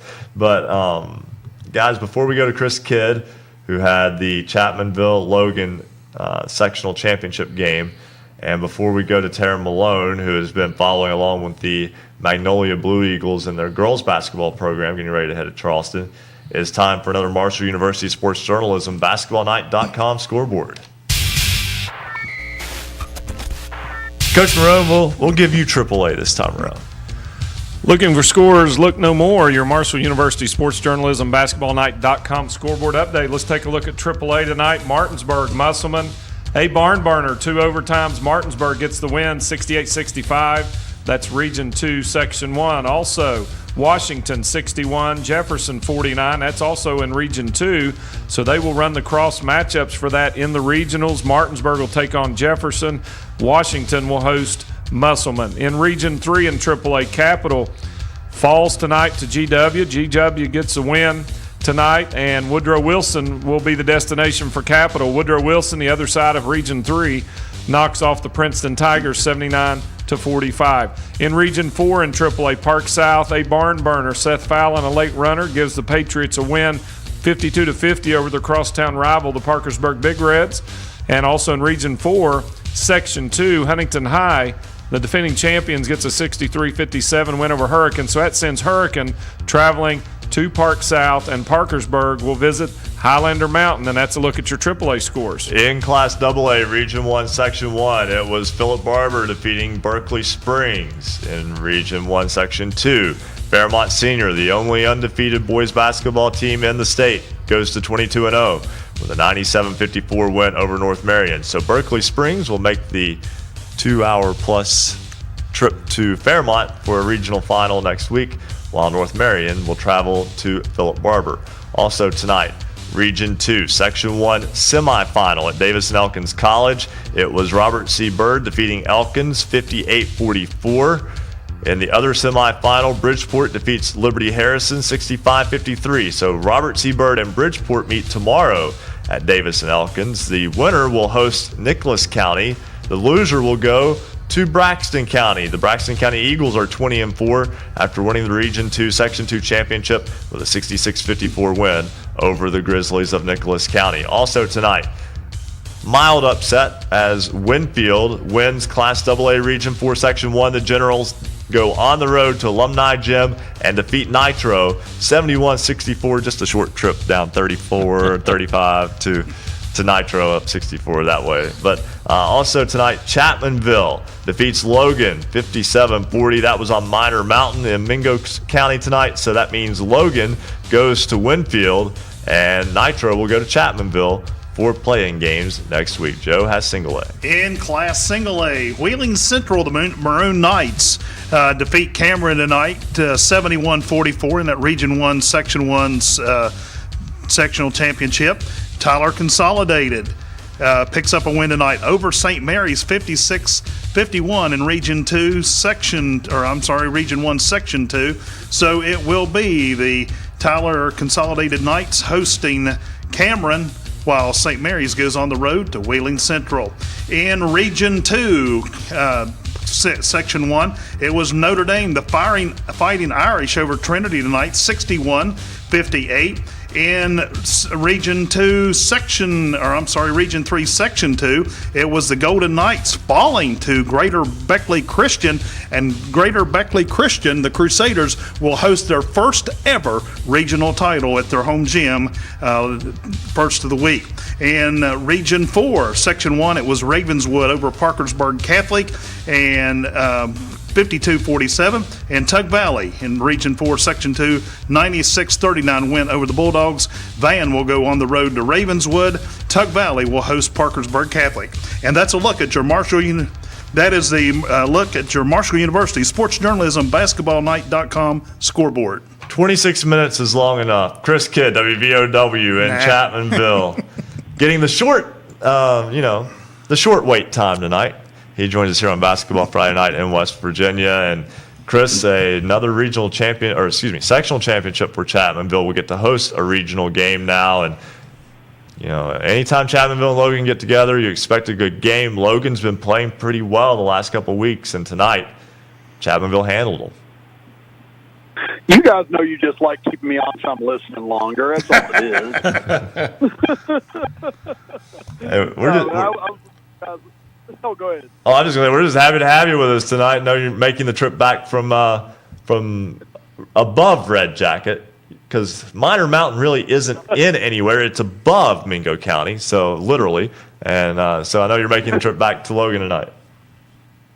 Yeah, I was listening to you guys once I got done there. So I've been with you since about the start of tonight, and it's been a good show so far. I was able to keep up with some of the other scores, but tonight it was never close.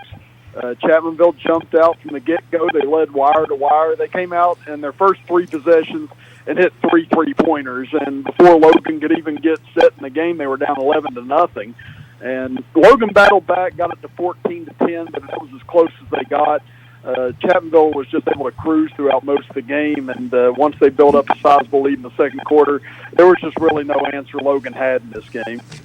And again, a big win for Chapmanville. And sometimes you take a rivalry out of county and things can go a little haywire in a sectional type setting.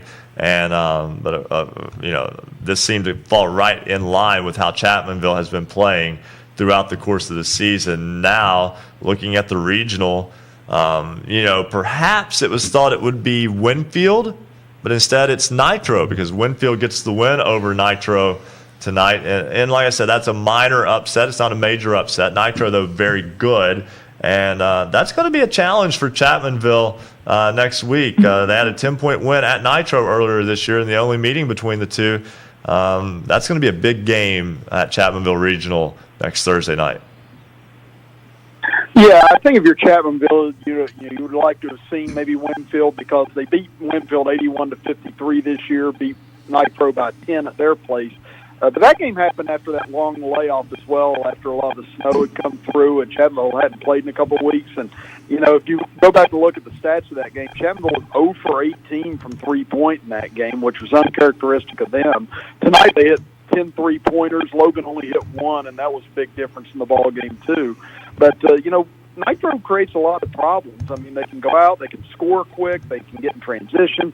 They've got a couple of players that can hurt you across the board, and so I know that Chapmanville is worried about that coming in. And then on the other side, if you're Logan, they beat Winfield on their home floor, on Logan's home floor, that is, beat them 62-53 earlier this year, and then they did beat Nitro on their floor by 2. Without David Early in most of that game. So I think if you're Chapmanville and Logan, you look at this and you know that it's going to be extremely difficult, but I think you also feel pretty good about your matchups coming into next week. Chris Kidd, WVOW Radio in Logan, who covers Chapmanville Regional as the Tigers get the win tonight over the Wildcats in the Region 4 Section 2 championship game. Chris, thanks so much for joining us. Have a safe trip home, and we may be talking about that Chapmanville Nitro game next week. Definitely will. Thank you, guys. You guys have a good night, too, okay? Hey, greatly appreciate that. And we'll get to Tara Malone in a moment. We'll also get to John Blackmore in just a moment. We'll get to Bo Anderson later. And right now, next week, we go back to the phone lines. The head coach of the Bluefield Beavers girls basketball team, Tony Malamachi, who joins us on the program. And Coach, this time a year ago, your team was heading into the postseason, heading into the state tournament, I should say, with a lot of momentum. You carried that to the championship game. This year, it's been a little bit of an up and down season for a variety of reasons, but your team has been able to overcome those to make a return trip to Charleston. Can't say much more, about the resiliency of the kids that you have on your in your program and on your team this year. Yeah, our kids, they really showed a lot of heart this year. We came into the season, we lost one to graduation, and then we lost one to an injury, and then we lost one to a transfer. We didn't have the team coming back we thought we was going to have, but so it has been kind of an up and down season. And but they really showed a lot of heart. They wanted to get back to Charleston because that's always the goal. And if you can get there enough times, hopefully you can win one. So that was the goal all season long, and they have fought hard and worked hard, and so hopefully we can maybe go get that last win this year. Your ball club was struggling early in that game with Westside last night in the AA Region 3 co-final, but really turned up the juice there in the second half, ended up with a 22-point win. What was the difference in the two halves?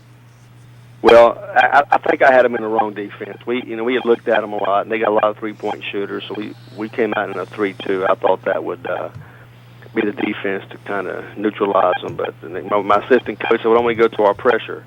So, all right, let's try it. And so we went to our 2-2-1 press, and that seemed to get the momentum changed, and got some easy baskets in transition and got us going a little bit. So I think that was probably the biggest factor in it.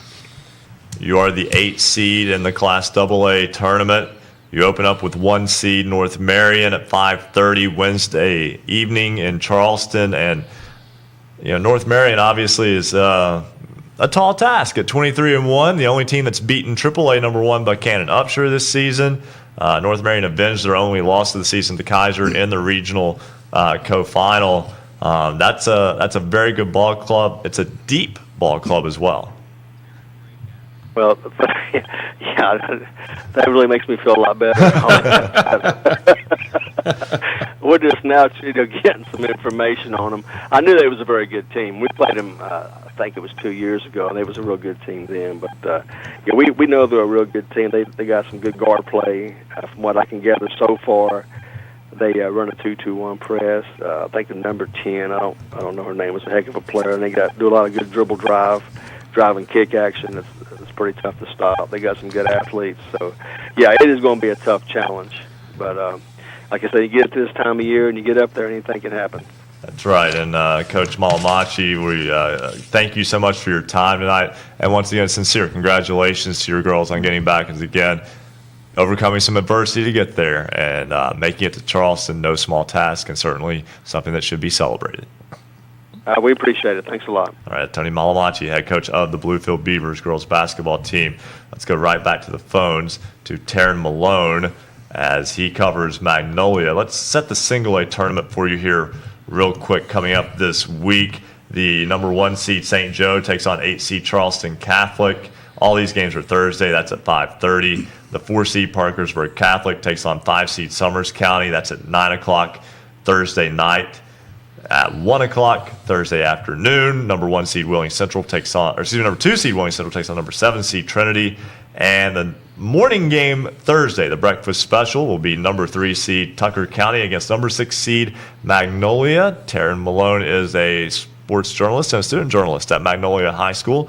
Joins us now. And Taryn, the Blue Eagles, making it back to the state tournament and able to do so in a time when like the rest of the state of West Virginia public schools, haven't been going to school in the mornings, but able to still come together and make it back to Charleston. Good evening, guys. Thanks for having me once again. It's been a while.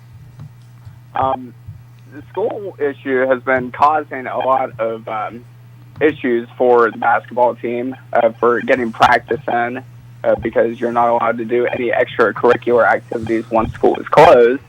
But Magnolia going on a great run here, starting off with the sectional tournament. They won against St. Mary's in a nail-biting game, 52-51, and then playing Ritchie at home, winning over Ritchie 58-34. And then regionals the other night took on the Cameron Dragons and eliminated them only by 3 points, 50-47 for the final score.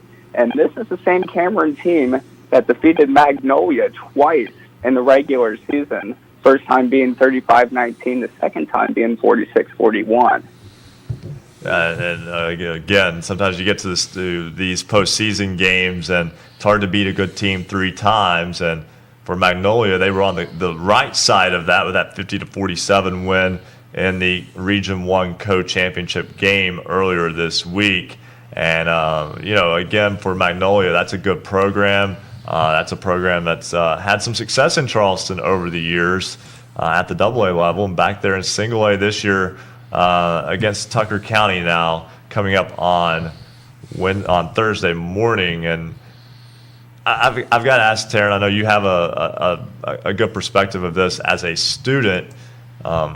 You've been around the programs and around school as the excitement builds in a postseason.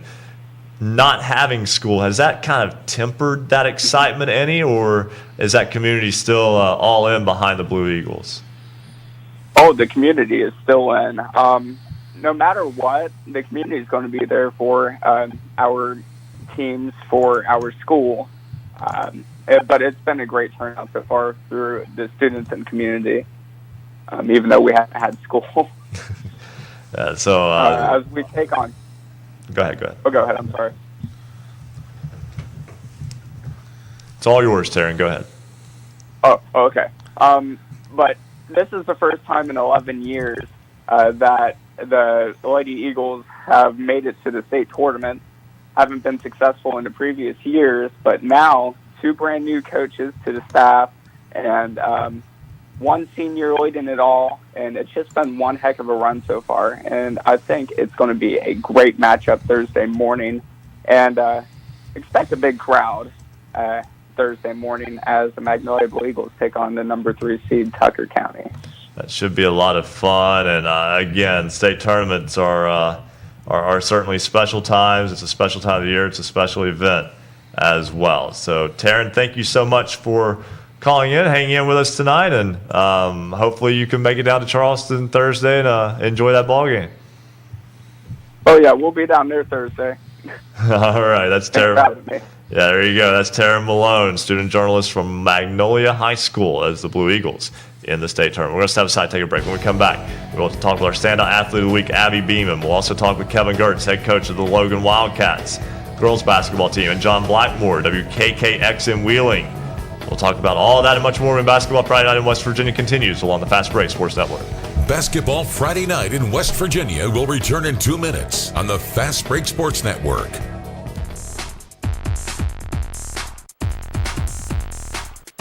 For scores online, all of them in West Virginia, visit basketballnight.com. Congratulations goes out tonight to Abby Beeman from the Frankfort Falcons. Abby joins a growing list of standout athletes of the week selected this year by Basketball Friday Night in West Virginia. If you have someone remarkable on your team or an athlete that made an outstanding play, you can nominate your team's players to become the Basketball Friday Night Standout Athlete of the Week. Each week, we consider nominees based on leadership, performance on the court, academic performance, involvement in the community, and volunteer work.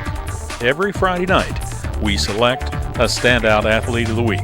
Congratulations to Abby Beeman from the Frankfort Falcons. Go to our website. You can find the Standout Athlete of the Week tab. Fill out the nomination form. We'll take it from there. We want you to nominate your team's athletes. Thanks for joining us tonight. We appreciate everybody online viewing us, listening to us, and listening on great radio stations throughout the Mountain State, or you might be watching on Southern Links Network West Virginia or RSN Sports Facebook Live. Lots of places you can find Basketball Friday Night in West Virginia. And thanks to all the new people that joined us just tonight on Twitter, including Jeff Tabner, Tanner, Brian McCracken, Jonathan Martin, Two Light, Matthew Modis, Joseph Smith, Lauer, Jason Hulbert, Highlander fan. And this week, many others, including Lakin, Jacob Dempsey, Jason Jones, Dana's Tuxedo, Ariel, Kenya Smith, Jasmine Asbury. They're all part of Basketball Friday Night in West Virginia.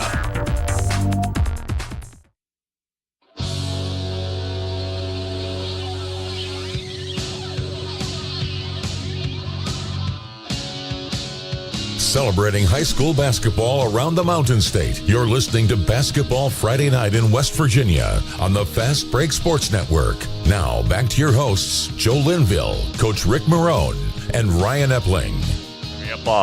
Coming up on 1051 on this Basketball Friday Night in West Virginia. Let's go right back to the phones, as again, we've got a jam-packed show. Let's bring on our Standout Athlete of the Week. She is a junior at Frankfort High School. She has the Lady Falcons as the number 5 seed in the Class AA state tournament, where they will take on number 4 seed Bridgeport Wednesday night at 9:30. She's the all-time leading scorer at Frankfort High School. We welcome back to the program Abby Beeman of Frankfort High School. Abby, once again, congratulations on being our Standout Athlete of the Week. Thank you. Your ball club is back to Charleston now, and for your team, it's an opportunity to play on the biggest stage in West Virginia girls high school basketball. Just tell me about how your team felt in beating Fairmont Senior in the regional, and now looking ahead to what should be one of the most exciting weeks anyone who's played high school basketball could ever dream of. Yeah, for sure. We need going into the game. Obviously, Fairmont Seniors are a really good team, and just to make it out of our region is a great accomplishment. So we're all really ready and excited for that game. And now that we finally got our seed to play Bridgeport, I think we can get on there and make some noise as well.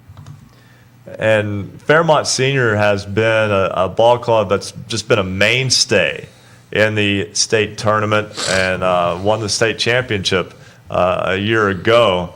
And you took them out on their home floor. Excuse me, actually, it was at your home floor. I apologize. But still, when you take on a program of that pedigree and a program that has that history behind it, that can sometimes be overwhelming. But for your ball club, I'm sure that was just a fantastic night last night for your program in general. Yeah, it was a really great night for us. We played them earlier in the season, and it was honestly one of our worst games. So going in, we kind of had that to motivate us. And then the fact that they're a really good team and they're at the state tournament every year, we knew going in that we could hang with them and beat them there. So we weren't going to be intimidated by their presence of always being in the state tournament and stuff. But they're a very good ball club. Abby, this is Joe Linville. I understand you like to get down to the YMCA after practice and get into pickup games with, maybe some of the guys in the community as well. Yeah, I think playing with the guys helps me the most because the game's up-tempo, everyone's faster, everyone's stronger, moving quicker. So I think that actually really elevates my game. Who wins most of the horse games between you and your dad? I don't know if I should comment on that one. The mic is yours. So we'll just put it that way. He gets lucky sometimes. But it's about even, though. Hey, there you go. And what I like about that is that eventually, Abby, and you can say this now, you'll get to the point where you let your dad win because you kind of feel bad for him. But nonetheless, yeah, that's right. Yeah, there you go, exactly. But that competitiveness too within the family, I guess that's also a way that you carry it out onto the court with you as well. Yeah, I'm very competitive. Everything I do, I want to win. I don't care if it's a board game with the family or if it is a regional championship game. I want to win everything I do. Hey, Abby, Coach Morrone here, and as you look at your game all around, it looks like you take a lot of pride not just in scoring the ball, but you average about 10 assists a game, 6 rebounds a game. So I guess what advice would you give to other players that would maybe encourage them, regardless of your size or your skill set, that if you work hard and you try and be a great teammate, it looks like you really do a lot of different things for the Falcons? Yeah, just whatever helps your team. Like, do that. If I don't need to score one night and just need to always pass it, get my teammates open looks, then I'll do that. Whatever it takes to win. I mean, if you need to go up there, and even if you are short and just tip it out to get the rebounds, then do that. Just always do whatever works. Abby Beeman, our standout athlete of the week from Frankfort High School. Once again, congratulations on that honor, and certainly looking forward to getting to watch you play in Charleston next week. Thank you. I'm looking forward to it as well. All right. Again, Abby Beeman, Frankfort High School, our standout athlete of the week. And let's talk about this for a second, guys. And we'll get Coach Gertz first thing after the break. We'll get John Blackmore right at the top of the hour as well. We'll get Bo later. But Coach Morrone, you hear Abby Beeman talk about the competitiveness that she has, and a lot of times this drive for players literally starts at home. Yeah, I think it definitely starts at home, and I think when they bring that to the court, I think her coach was right on there, and some of the comments about having another coach on the floor, that gets thrown around a lot, but I can tell you from a coaching standpoint, it is a true blessing. And they always say when your best player is your hardest worker and has the best attitude, your job's a lot easier and your IQ goes way up as a coach. So, Abby definitely has all those characteristics. When you look at her stature, she's listed at 5'4". That's what blew my mind, really? With almost 7 rebounds a game. So she's obviously getting into the briar patch, Joe, as they say, and getting a hold of the basketball and doing a lot of things to help her team. But just a great kid. She's a 3.6 student. Just a well-rounded young lady. Sounds like she's always in the gym. We talked about, going over to the Y after practice, but she's also a member of the track and the cross-country team. So, obviously, that extra runner helped keep her fit for basketball and, hustle into that paint. The competitive thing Ryan mentioned, I just want to make a quick point. She welcomes the challenge. She said it's a faster game. It's a more physical game playing against the guys and against grown men.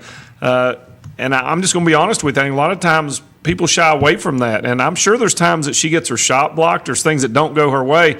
But that's what a champion's all about, is she wants the challenge, and that's what great players do. Have you been to Short Gap before? She would have had no trouble taking it by me at the YMCA. I was going to say, cross country at that area? Yes. I mean, you're talking about one of the more mountainous areas of West Virginia. Exactly. That's no small task. By the way, Frankfort's a dangerous team. They only lost by 4 to North Marion earlier this year. That might be a second-round matchup. Mm-hmm. I'm familiar with them. That's key. Right. But again, don't count Bridgeport out either. It's going to be a fantastic tournament. We'll have much more. Hour 3 coming up after the break here on the Fast Break Sports Network. This is Basketball Friday Night in West Virginia. Basketball Friday Night in West Virginia will return in 2 minutes on the Fast Break Sports Network.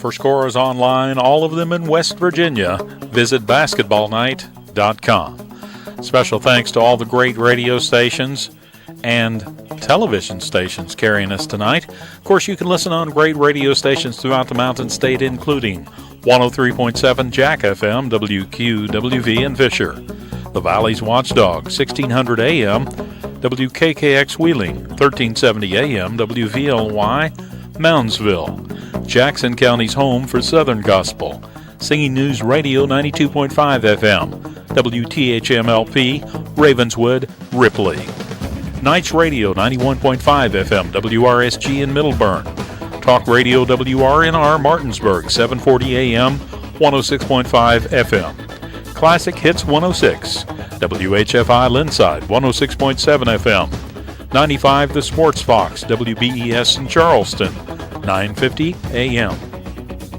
The Voice of the Coalfields, 101.9 FM and 1290 AM, WVOW in Logan. Light Rock 93R, WRRR St. Mary's, 93.9 FM. The Ticket, 102.3 FM WMTD in Hinton. The greatest oldies of all time, 98.5 FM and 101.5 FM WQAZ LP, Edmond, Beckley. Tune for you, Yap Radio 101.7 FM, WYAP LP in Clay. And Marshall University's flagship station, The Cutting Edge, 88.1 FM, WMUL in Huntington. Cable subscribers can find us on Suddenlink's Network West Virginia statewide.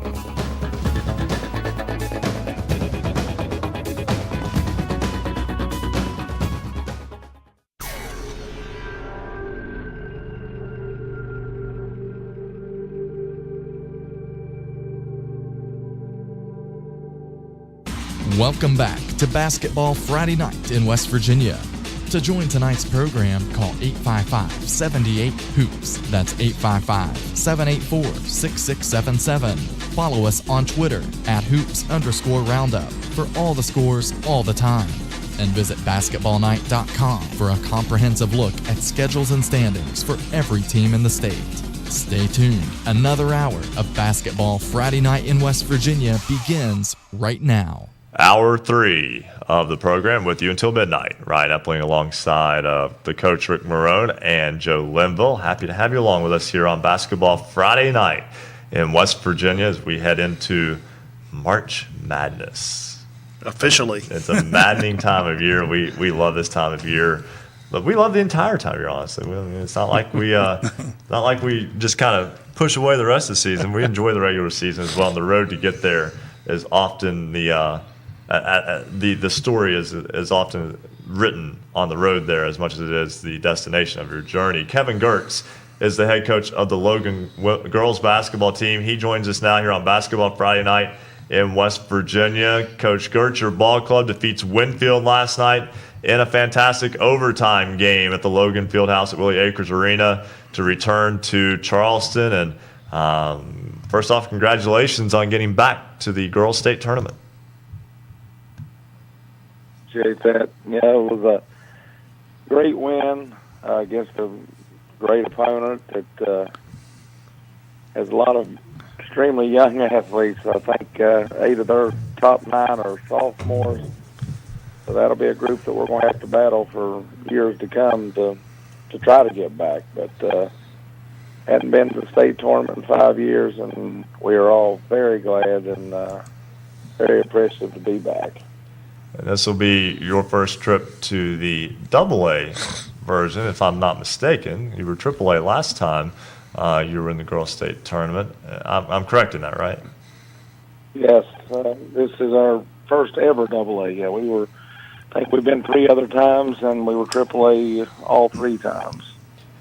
In that game against Winfield, you came out and hit 5 3-pointers in the first quarter. Now, I've got to admit, I've watched your team play. The game I saw was your game at Wayne earlier this year, and they didn't shoot the ball well. No, we were 1 for 19 from the arc that night. Yeah, and that one was late. Holly's got 25. Let's go to her a little more. Yeah, she had a great game that night. Holly Toller inside, but obviously you've got a nice mixture though. You've got kids who can shoot and a good post presence and rebounding presence in Holly Toller. That makes you dangerous on any given night. Well, usually we shoot the ball real well. We average 6, 7 threes a night. We've had up to 13 or 14, and we've been as low as 1. I like it better when we make a little more than 1. But Holly has had a super year. She's averaging about 18 points, close to 12 rebounds, and even tonight at Wayne, she had 25 and 12 or 25 and 13, something like that. And I was upset with her in the first half. I said, you're just not wanting the ball. And, when she decided, hey, I'm going to take over, she did. And we play, when she plays well, we're pretty good. And she plays well most nights. Coach, it's Joe Linville. You know your opponent for the tournament next week in Charleston, and it's a team that you're very familiar with. How do you get your girls' mindset to just get the confidence up that you can beat this team. I mean, first of all, we were talking earlier, and I was talking to Coach Hatfield the other night. It's hard to beat the same team 3 times in one season. So you got your work cut out for you, but you got to get ready for that tournament in Charleston. Well, that is an old saying. It's tough to beat somebody 3 times, but at this time of the year, when you get to Charleston, special things happen. The last time we went, we finished state runner-up. Going into the sectional tournament, we were nowhere near a top 4 or 5 ball club. But we got hot, played well, gained a lot of confidence, and made it through. We're hoping to catch magic in a bottle again. Wayne, they're not seated as high as I voted them, I can tell you that. But, they are as good a team as I've seen, and I haven't seen everybody in the state tournament this year, but I see a lot. I scout a lot. I think our conference is second to none.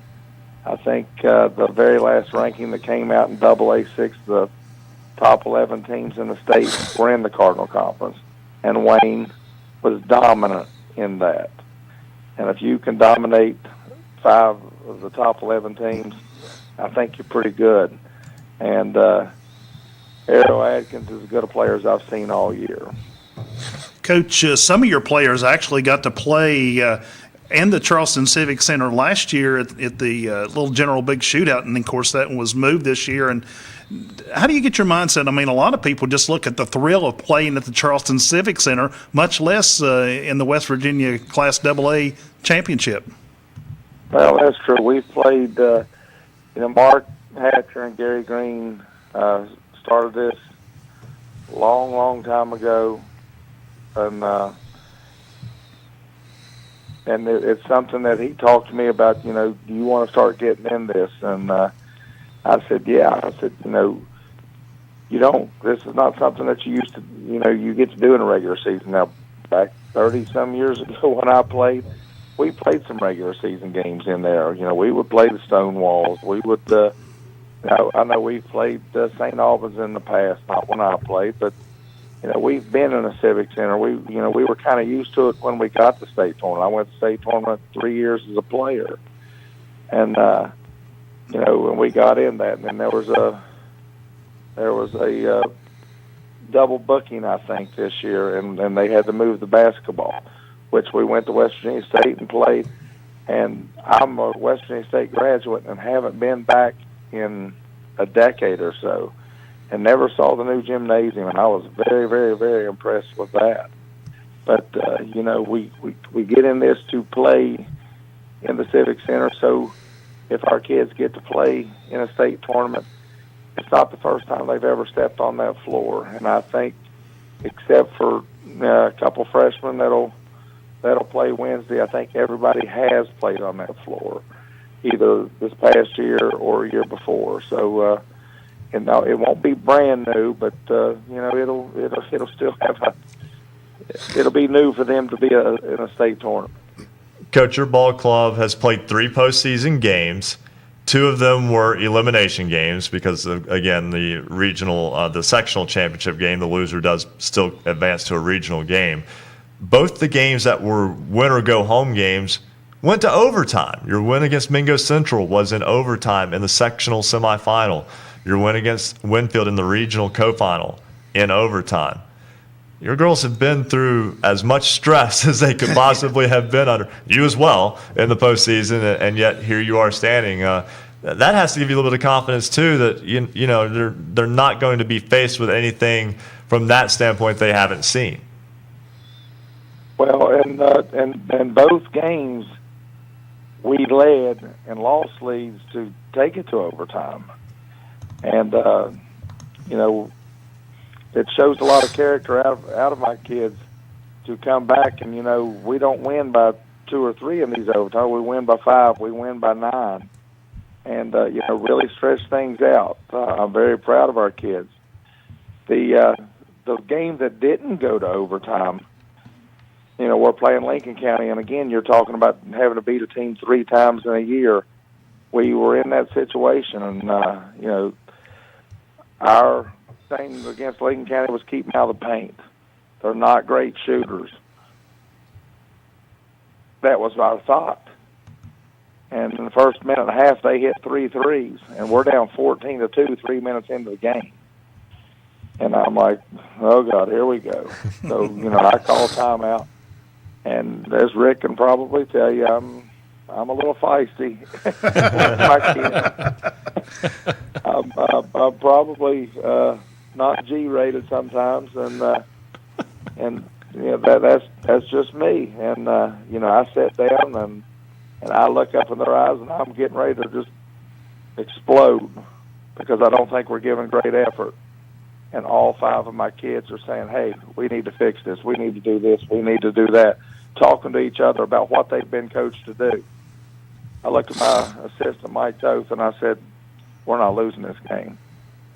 Didn't change a thing except for defense. We went from zone to man, which we don't play a whole lot, but we shut them down. Like I said, we were down 14-2 and allowed 16 points the next 28 minutes. And in the second half, in the first 15 minutes of the second half, we allowed 2 points. We had 2 turnovers in the final minute to give up 2 layups. And, you know, we can defend when we won. Kevin Gertz, head coach of the Logan Wildcats, the number 6 seed in the girls' state tournament. They take on number 3 seed Wayne in the tournament opener Wednesday morning at 9:30. Coach Gertz, always a lot of respect for not only your girls basketball program, but the baseball program at Logan as well. One that I grew up, you know, not to make it about me. I grew up in Wayne. We played Logan baseball always through, and those were always some of our best games, I felt. All my life we played Wayne. And so Dad and George Brumfield were long-time head coaches, long-time friends. Tracy and I went to college together. Long-time friends. Now he's at Cabell Midland. Got a lot of respect for that program in every sport, and we've battled I've battled with them since 1984 when I was a sophomore. And I think we both, if I'm not mistaken, we both won state titles that year. One in AAA, one in AA in baseball. And you know, I love Wade. I'm close to him. We talk quite often, exchange films quite often. And he's got a super team this year that is got a great chance to win a state title. They've won 23, 24 in a row. It's going to be a tall task to beat them, but that's what we're going out to try to do. Absolutely. And Coach Gertz, again, congratulations on making it. And thank you so much for joining us on the program tonight. Now I'm going to sleep. Are you having pancakes in the morning? Yes, I am. I had practice scheduled at 9:30, and Justin Turner says, "Hey, I'm buying pancakes at the Kiwanis dinner for you, and plus you got to be on the radio at 9:30 in the morning." Right. So I just messaged all my kids, said, "Girls, we'll start at 10." I've got to eat. Well, now you need to sleep, and we'll let you get to that. We'll see you in the morning, thanks Coach. so much. Good night. All right, buddy. See you guys. Thank you. All right, and Coach Gertz, again, the class act, someone I've known of. I won't say I've known him, but known of him and been around him quite a bit over the years, and just somebody I respect a lot for how they operate things. And going back to the phones, Wheeling Central's boys get a big win tonight over Cameron, as the Maroon Knights now 22-2. John Blackmore has been so kind to hang in with us this evening, and he joins us now on the program. John, first off, thanks for playing Iron Man for us tonight. And second, nice win for the Maroon Knights as they continue on what has been a phenomenal season. I'm just glad to be on the radio and not talking about a teacher strike. Thank you. You're welcome. Yeah, boys and girls. Girls punch a ticket, head down to Charleston, play Thursday, and the boys trying to do the same thing. Cameron, really tough team, and we've said all along, and no disrespect to anybody like Tyler or St. Mary's, but we've thought for the past few weeks that it was going to be these two playing tonight, and then the winners and loser going on and playing next week and having a pretty good shot of both of them, hopefully getting down to the state tournament. We've got Wheeling Park girls and Wheeling Central girls this week, and I'd like to see Cameron and maybe sneak a John Marshall or Wheeling Park in as well for us. It's been fun. It was a great game tonight. And beyond the game tonight, like you mentioned, that entire Ohio Valley area up within the Northern Panhandle having excellent success in the postseason. Yeah, I mean, really, like I mentioned, the two girls, Wheeling Park and Wheeling Central, getting down there, and now the boys just kind of rolling. And it seemed like they played Valley the other night, and the way Valley played against Wheeling Central, I watched the game before. We called that one on the radio. Madonna and Cameron, as well as Valley, played against Wheeling Central. On that night, they may have beaten one of those two teams. They were really firing on all cylinders, and the other two were kind of sputtering. It might have been one of those nights where they may have caught them. So, maybe they lose 9 out of 10, but that may have been the 10th night. Valley was, again, playing really well.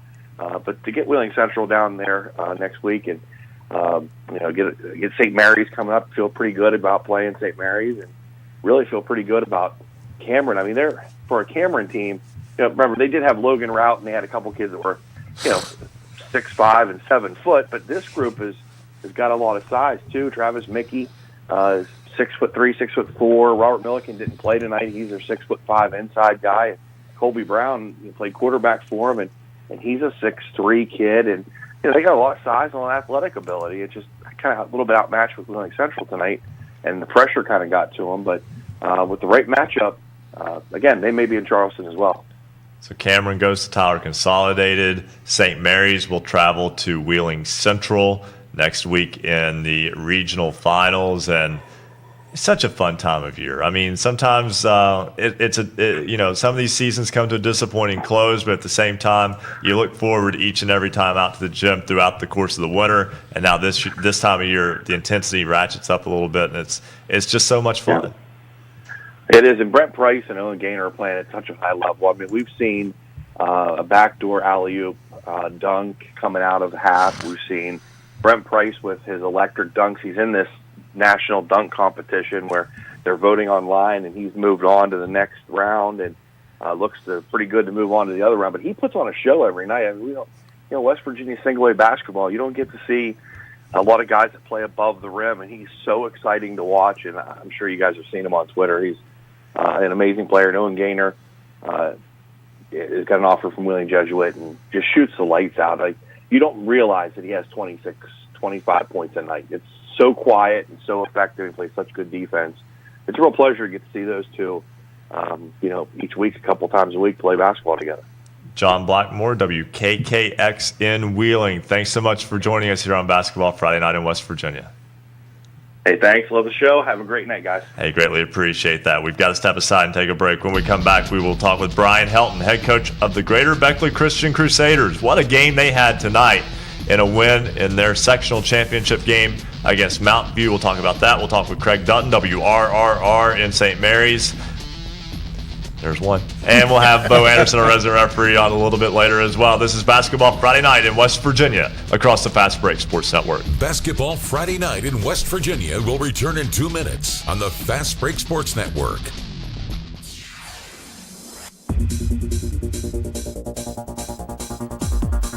If you love basketball, then there's only one place to be on Friday nights after the game. It's Basketball Friday Night in West Virginia. How about a chance to graduate from college not only with a diploma, but also prepared to thrive in an exciting, growing field? The Marshall University Sports Journalism program might just be for you. The expansion of cable networks, the rise of sports-centered online platforms, and the continued thirst for local sports coverage makes sports journalism a growth industry with jobs waiting for those who earn this degree. Your passion, curiosity, and charisma, coupled with Marshall University sports journalism training, will equip you for success in a multi-billion-dollar global industry. So bring your abilities and the desire to be the eyes, ears, and life of the game to our Huntington campus to learn the art of sports storytelling while covering the Thundering Herd. We'll teach you how to go beyond the scores and statistics to tell compelling stories and accurately report breaking news across multiple media platforms. Marshall University's W. Page Pitts School of Journalism and Mass Communications is ready and eager to help you start your sports journalism career. Learn more about the exciting possibilities by visiting marshall.edu/SOJMC. Welcome to Basketball Friday Night in West Virginia. Don't forget our poll question tonight. Should the half circle under the basket be implemented in high school basketball? Tell us what you think. Vote yes or no. The poll is on basketballnight.com's homepage over on the right-hand side. Shout out to Tanner and Jeff Tapner, our newest followers on Twitter.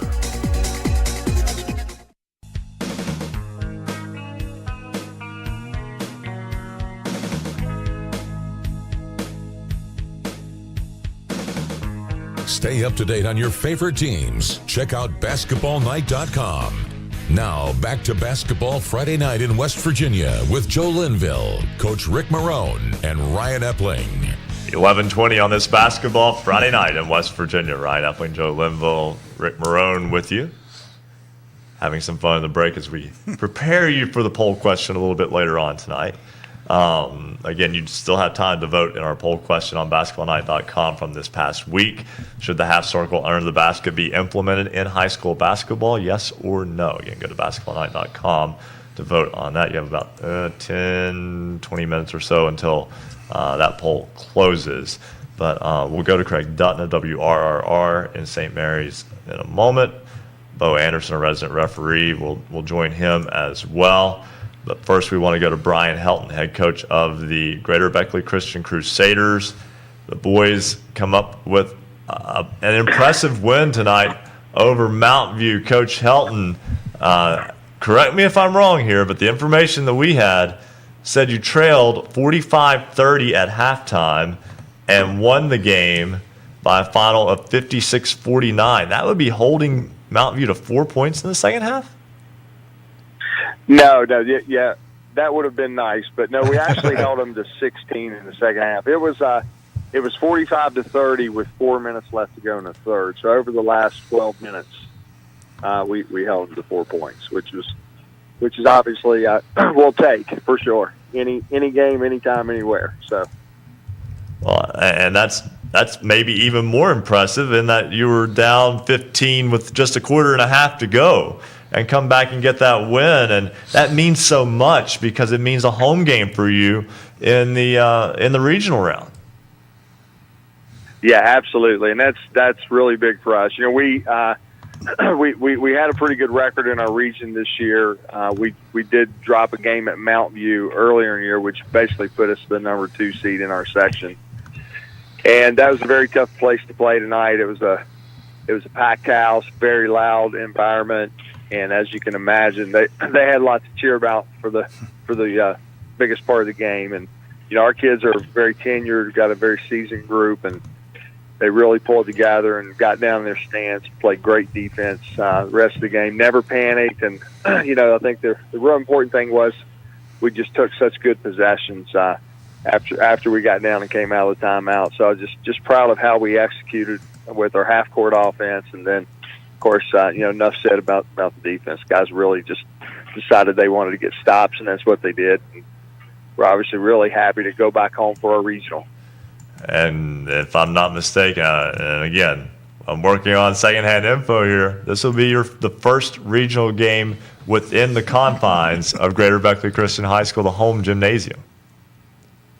Yeah, absolutely. We've had to play those in the past years at the that's Raleigh County Convention Center. A lot of people call it the Armory in Beckley, and that's mainly been because of our seating at the gym. This past year, we were fortunate enough to have a complete renovation of our gym and added 550 seats, which puts us over the mark for being able to host regional games. So we're real excited. It's a great environment to play in.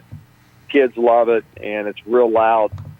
You know, when Pocahontas County comes in, I think their fans will love the gym, and I think it'll just be a great night for high school basketball here in Prosperity, West Virginia. Yeah, it's such a beautiful area down there as well. And as you mentioned, such a fantastic atmosphere for basketball. It's a basketball-rich area just in general. And you mentioned Pocahontas County. This will not be the first time that you have seen the Warriors as you beat them back on January 15th by 18 in a game that was played in the MLK Classic.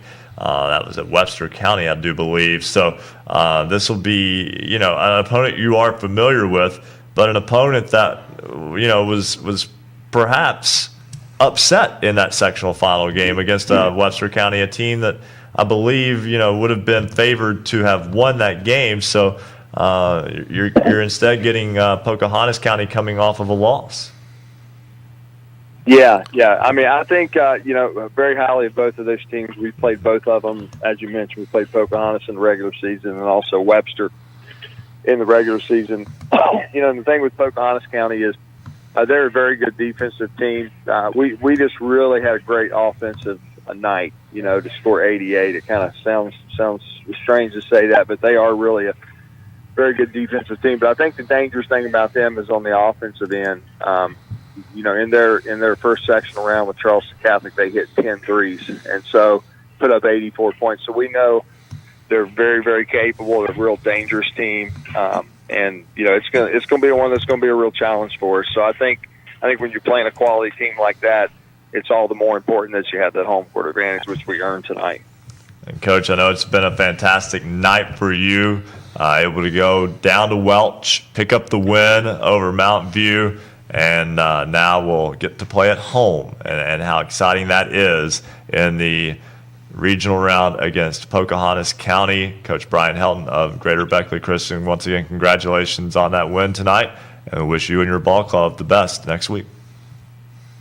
Yeah, really appreciate it. Thanks for having me on tonight. All right, and again, Brian Helton, thanks so much for joining us here on Basketball Friday Night in West Virginia. Go right back to the phones.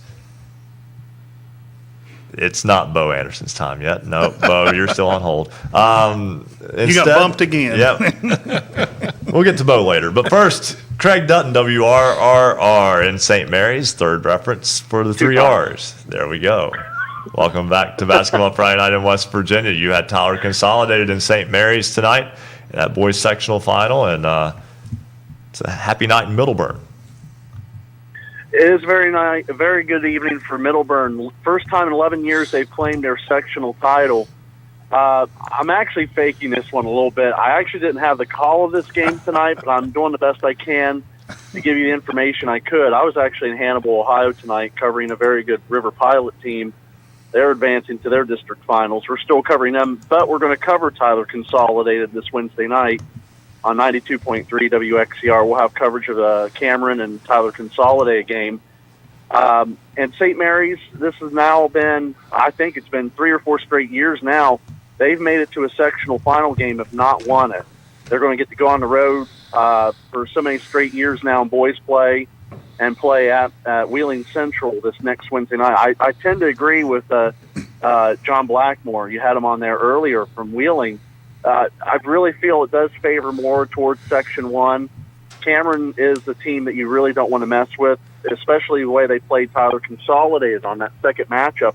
A game they clearly, took care of the Knights by a 20-point margin.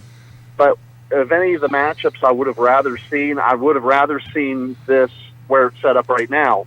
To have Tyler Consolidated at home in front of their crowd, which was a very packed crowd tonight, I heard. I was able to talk to Greg Goodfellow from WRSG. He said it was packed tonight out what they call the Castle at Tyler Consolidated. Very good crowd, very good atmosphere. And throughout the night we were getting score updates. Tyler Consolidated just stayed ahead of St. Mary's throughout the evening. St. Mary's is a ball club that has gotten better as the season went on. They're going to be some team to watch for down the road. It's just they're trying to figure out what group of guys they're able to come out with. Tyler's just a very deep team with 8 seniors on their squad. This is the make or break year for them if they want to make it to Charleston. I feel that they have the opportunity to do so with Cameron coming in. But just like John Blackmore said, it's a lot of height. I know Tyler's gotten better too. They were able to play a close one with Ravenswood earlier this season. They were within 6 points with 3 minutes to go in that one, and they still managed to fall in that one. But I still feel Tyler Consolidated at home is a lot better than having them to go to Wheeling Central. Yes. I would say that would be the preferable one. But you look at this too, and you've mentioned this, and I don't want to belabor the point, but Tyler Consolidated won at Cameron earlier this year in a close game. Yes. Cameron blew out Tyler Consolidated in Middleburn earlier this year, a couple of weeks ago in the Boggs Round Ball Classic. You talked about the matchup problems Cameron can create with its height, so did John Blackmore. At the same time, I mean, Tyler has to feel like it knows it can beat Cameron, and you're looking at a team that's played pretty well now for about 2 weeks since that loss. I think what they're going to have to hope for is what they did on Tuesday night. I did call that game between Ritchie County and Tyler Consolidated. They just managed to play full court pressure on them all evening. Ritchie did manage to come back within 2 points at one point, but when things got down to the wire, Silver Knights were able to finish out the ball game. If they can slow it down just enough and force Cameron to put up some wild shots or not get the ball inside, that's probably going to have to be the key. You're going to have to put more pressure on their guards to make mistakes, and I feel Griffin Phillips for the Silver Knights can do that if everyone else gets involved. Silver Knights team has done a very good job this year. Their post play has gotten better with Stephen Ross and Tyler West underneath the basket. I just feel that a lot of it's going to have to be played on the guard end. They're going to have to put a lot more pressure on Cameron and force them to put up some rough shots and not get the ball inside. I think the Silver Knights can manage to do that. It's just playing in front of their own crowd. I think it will make a bigger difference. And St. Mary's, it's a tough deal for them. Honestly, St. Mary's got to go up to Wheeling Central. I imagine it will be a closer ball game than what some will expect, but I still feel Wheeling Central is at least a 20 or so point favorite at home, with that being home for the regional. It should be a lot of fun, though, again, next week. And I expect Middleburn to be rocking when Cameron comes in there for that ball game against Tyler Consolidated. Tyler Consolidated gets the win over St. Mary's tonight. St. Mary's at Wheeling Central next week. Cameron at Tyler Consolidated. Craig Dutton, WRRR in St. Mary's, Light Rock 93R. Thanks so much for joining us. No, always glad to be able to join you guys. Hope to give you a good report following their regional final next Wednesday versus Cameron. Maybe a Tyler win, not a Cameron win, or so Tyler or Cameron, one or the other. Hopefully for any one of those teams from Region 1 to make some noise down in Charleston later on. There you go. That's Craig Dutton, WRR in St. Mary's, as those Region 1 teams do look for success as they get ready to head toward Charleston. We've got to step aside, take a break. We'll come back with another check of our Marshall University Sports Journalism BasketballNight.com scoreboard, and our resident referee, Bo Anderson, ready to go when Basketball Friday Night in West Virginia continues here on the Fast Break Sports Network. Basketball Friday Night in West Virginia will return in 2 minutes on the Fast Break Sports Network.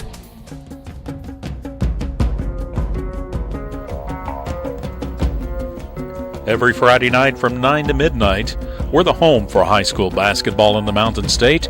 This is Basketball Friday Night in West Virginia. Streaming video live from the studios at Marshall University. You can visit basketballnight.com for video, audio, and of course, the Basketball Friday Night Scoreboard.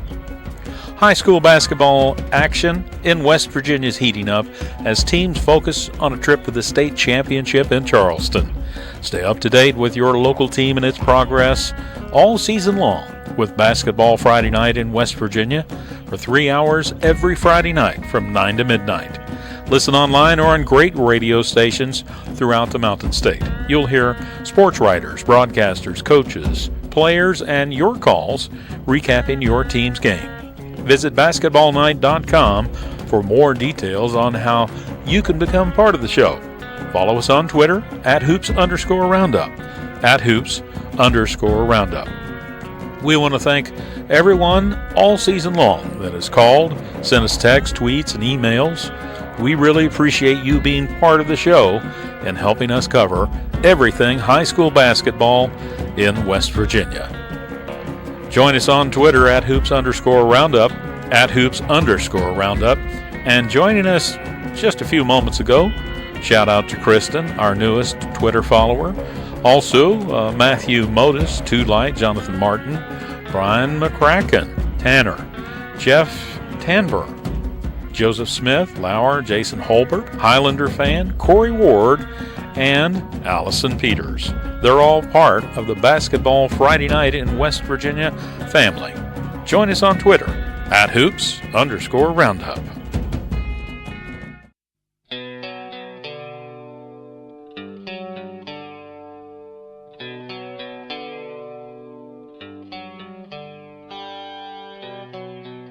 This is high school basketball's home for the Mountain State. Basketball Friday Night in West Virginia on the Fast Break Sports Network. Now, back to your hosts, Joe Linville, Coach Rick Morrone, and Ryan Epling.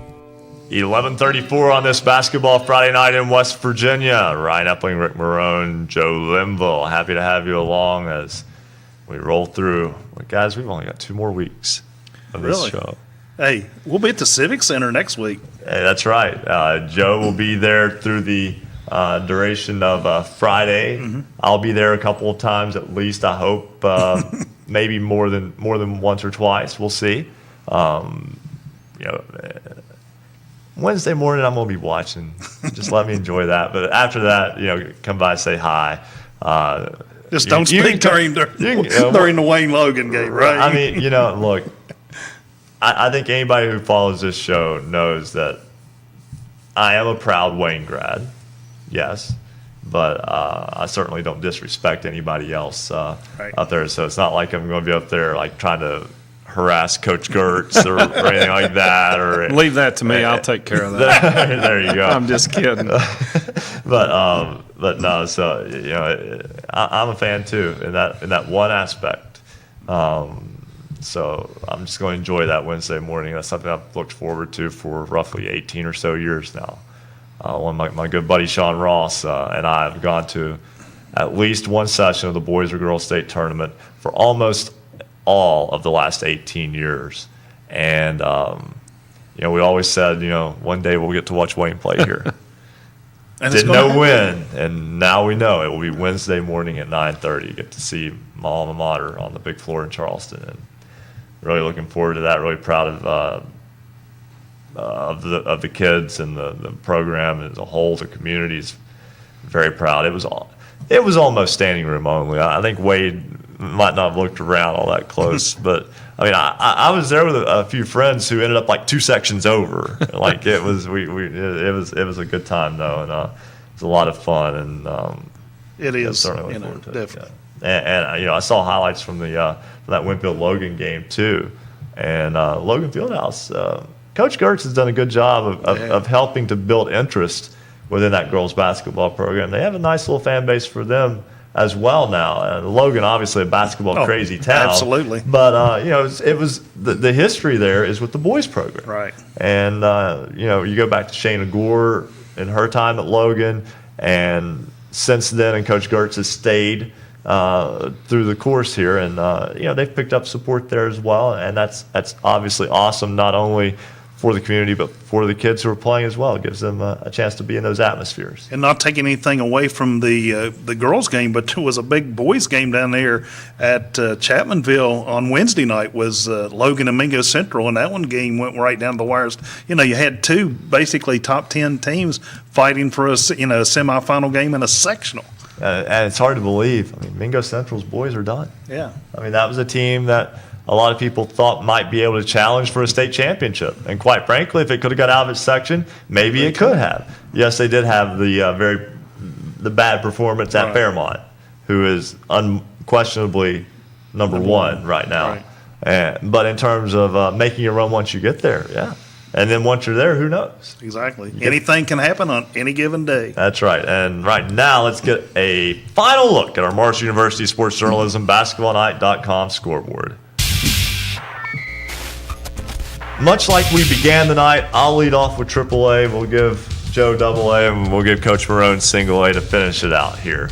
All scores are final. These were all sectional games tonight.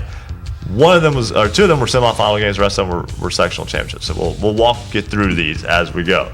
Class AAA boys, Region 1, Section 1. Wheeling Park defeats John Marshall in overtime, 42-38, Alex Vargo scores all 4 overtime points from the free throw line as the Patriots get the win. University goes to 23-1 and claims Region 1 Section 2 with a 58-55 victory over Morgantown. So University will host John Marshall. Morgantown will travel to Wheeling Park next week. Martinsburg wins in double overtime at home over Musselman in the Region 2 Section 1 championship game. 68-65, Bulldogs get the win. Washington defeats Jefferson 61-49. That means Jefferson travels to Martinsburg. Musselman travels to Washington. Also in AAA, Anthony Pittman scores his 1,000th career point. But that won't be the memory he takes away, unfortunately, for Capital tonight as the Cougars fall in the AAA Region 3 Section 1 championship game. George Washington gets the win 69-63. The Patriots now 18-3.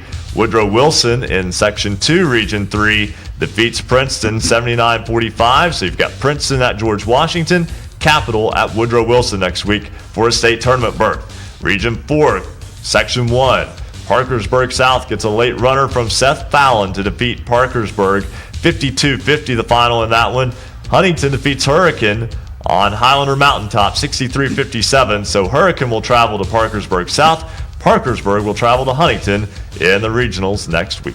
In Class AA, Region 1, Section 1, it was Philip Barber defeating Berkeley Springs tonight by a score of 59-51. In Section 2, it was Fairmont Senior over North Marion 97-54. So Berkeley Springs will have to ride the bus to Fairmont, while North Marion will go to Philip Barber. In Region 2, Section 1, and a couple of semifinal games tonight, it was Robert C. Byrd defeating Elkins 58-44, and Bridgeport defeats Liberty Harrison 65-53.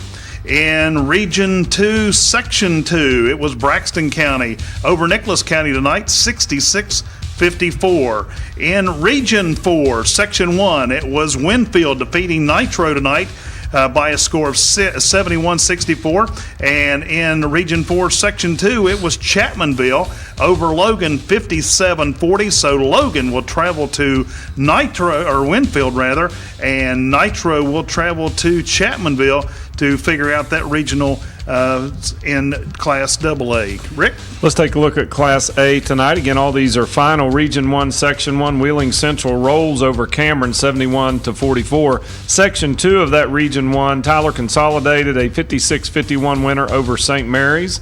That will send the Blue Devils of St. Mary's to Wheeling Central, and Cameron will make the trip to Middleburn to Tyler Consolidated. Region 2 tonight, Notre Dame 61, Trinity 58. Fighting Irish advance out of that one with Zuma with 25 points for Clarksburg Notre Dame.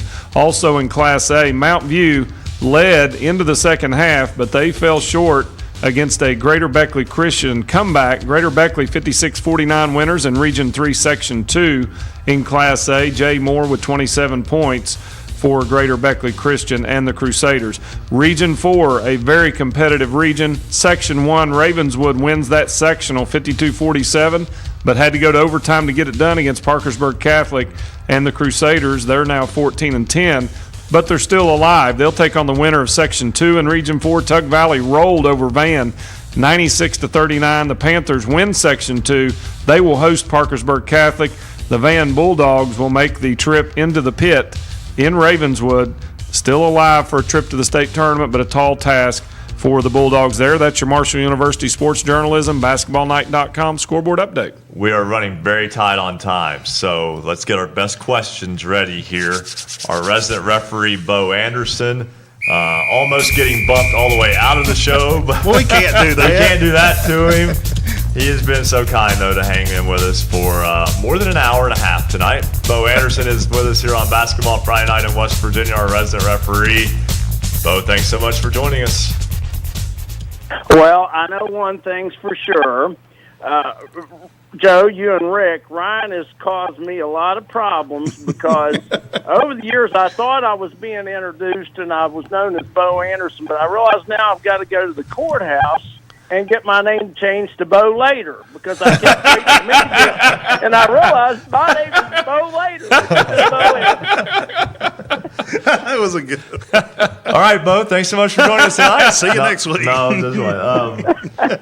Hey, great time of year. We've gone over in the past how the officials are assigned for the postseason.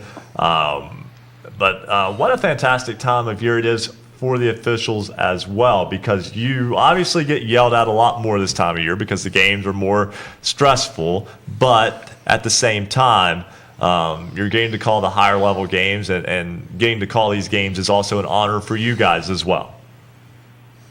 That is correct. Anytime, you get into tournaments and then you get your assignments from the state, you look forward to those.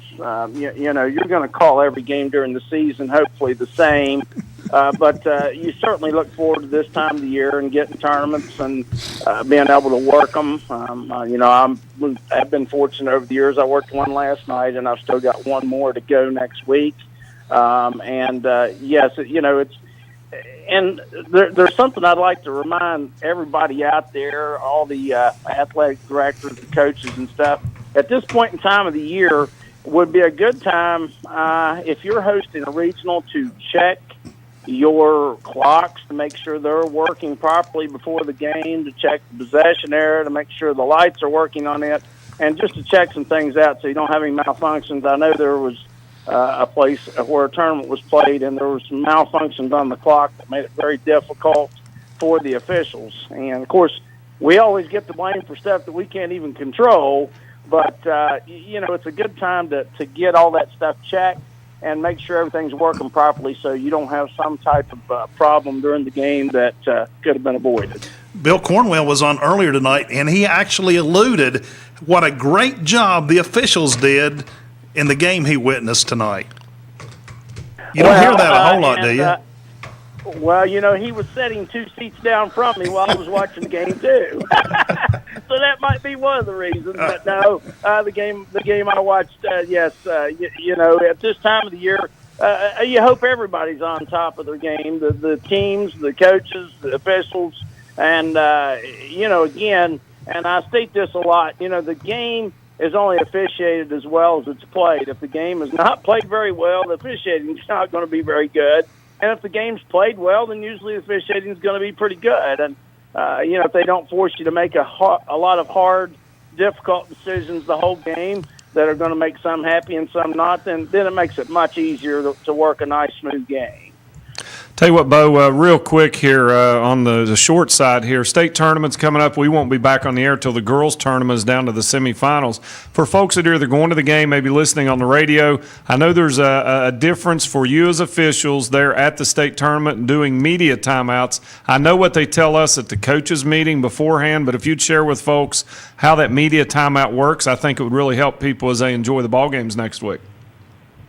Yeah, as close as possible. They try to get the media timeouts at the midway point of each quarter, and sometimes it ends up being a little bit later. At that point in time, that is a full timeout where they have to wait for all the TV and the radio stations to be ready to come back on and start play again. So they're not starting play while they're on a break. Those are at the 4-minute mark of each quarter, or as close to it as possible, without interfering with the game. Another thing that you'll see, if you look real close, you'll also see the officials wearing a pack on their attached to their pants, and that pack has a mic that goes up to the whistle, and so therefore whenever the official blows the whistle, the mic actually picks it up and stops the clock.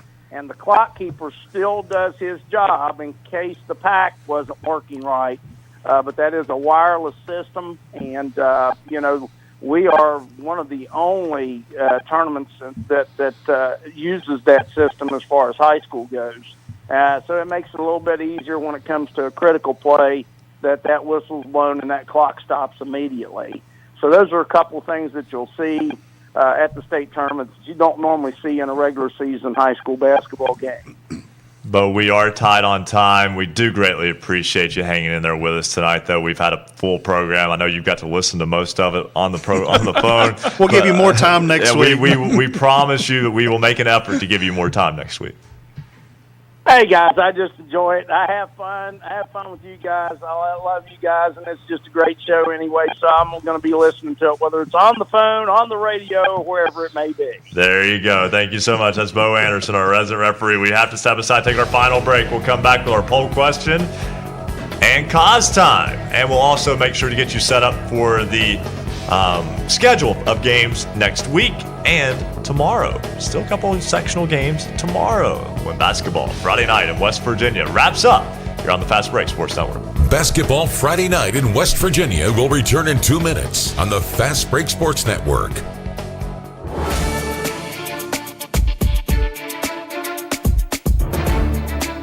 For scores online, all of them in West Virginia, visit basketballnight.com. Special thanks tonight to all of our affiliates. You can listen on great radio stations throughout the Mountain State, including 103.7 Jack FM, WQWV in Fisher, the Valley's Watchdog, 1600 AM WKKX in Wheeling, 1370 AM WVLY Moundsville, Jackson County's home for Southern Gospel, Singing News Radio 92.5 FM, WTHM LP Ravenswood Ripley, Knights Radio 91.5 FM, WRSG Middleburn, Talk Radio WRNR Martinsburg, 740 AM 106.5 FM, Classic Hits 106 WHFI Linside, 106.7 FM, 95 The Sports Fox WBES Charleston, 950 AM, The Voice of the Coalfields, 101.9 FM and 1290 AM, WVOW Logan, Light Rock, 93R, WRRR St. Mary's, 93.9 FM. The Ticket, 102.3 FM, WMTD in Hinton. The Greatest Oldies of All Time, 98.5 FM and 101.5 FM, WQAZLP, Edmond Beckley. Tune for You, Yap Radio, 101.7 FM, WYAPLP in Clay. And Marshall University's flagship station, The Cutting Edge, 88.1 FM WMUL, Huntington. If you're a Suddenlink cable subscriber, you can find us on Network West Virginia statewide. In the Huntington region, we're on Comcast Channel 25. And on Facebook Live, go to rsnsports.com's Facebook page.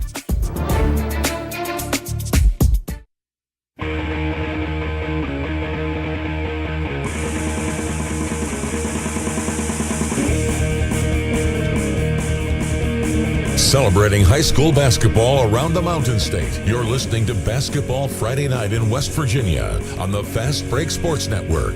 Now, back to your hosts, Joe Linville, Coach Rick Morrone, and Ryan Epling.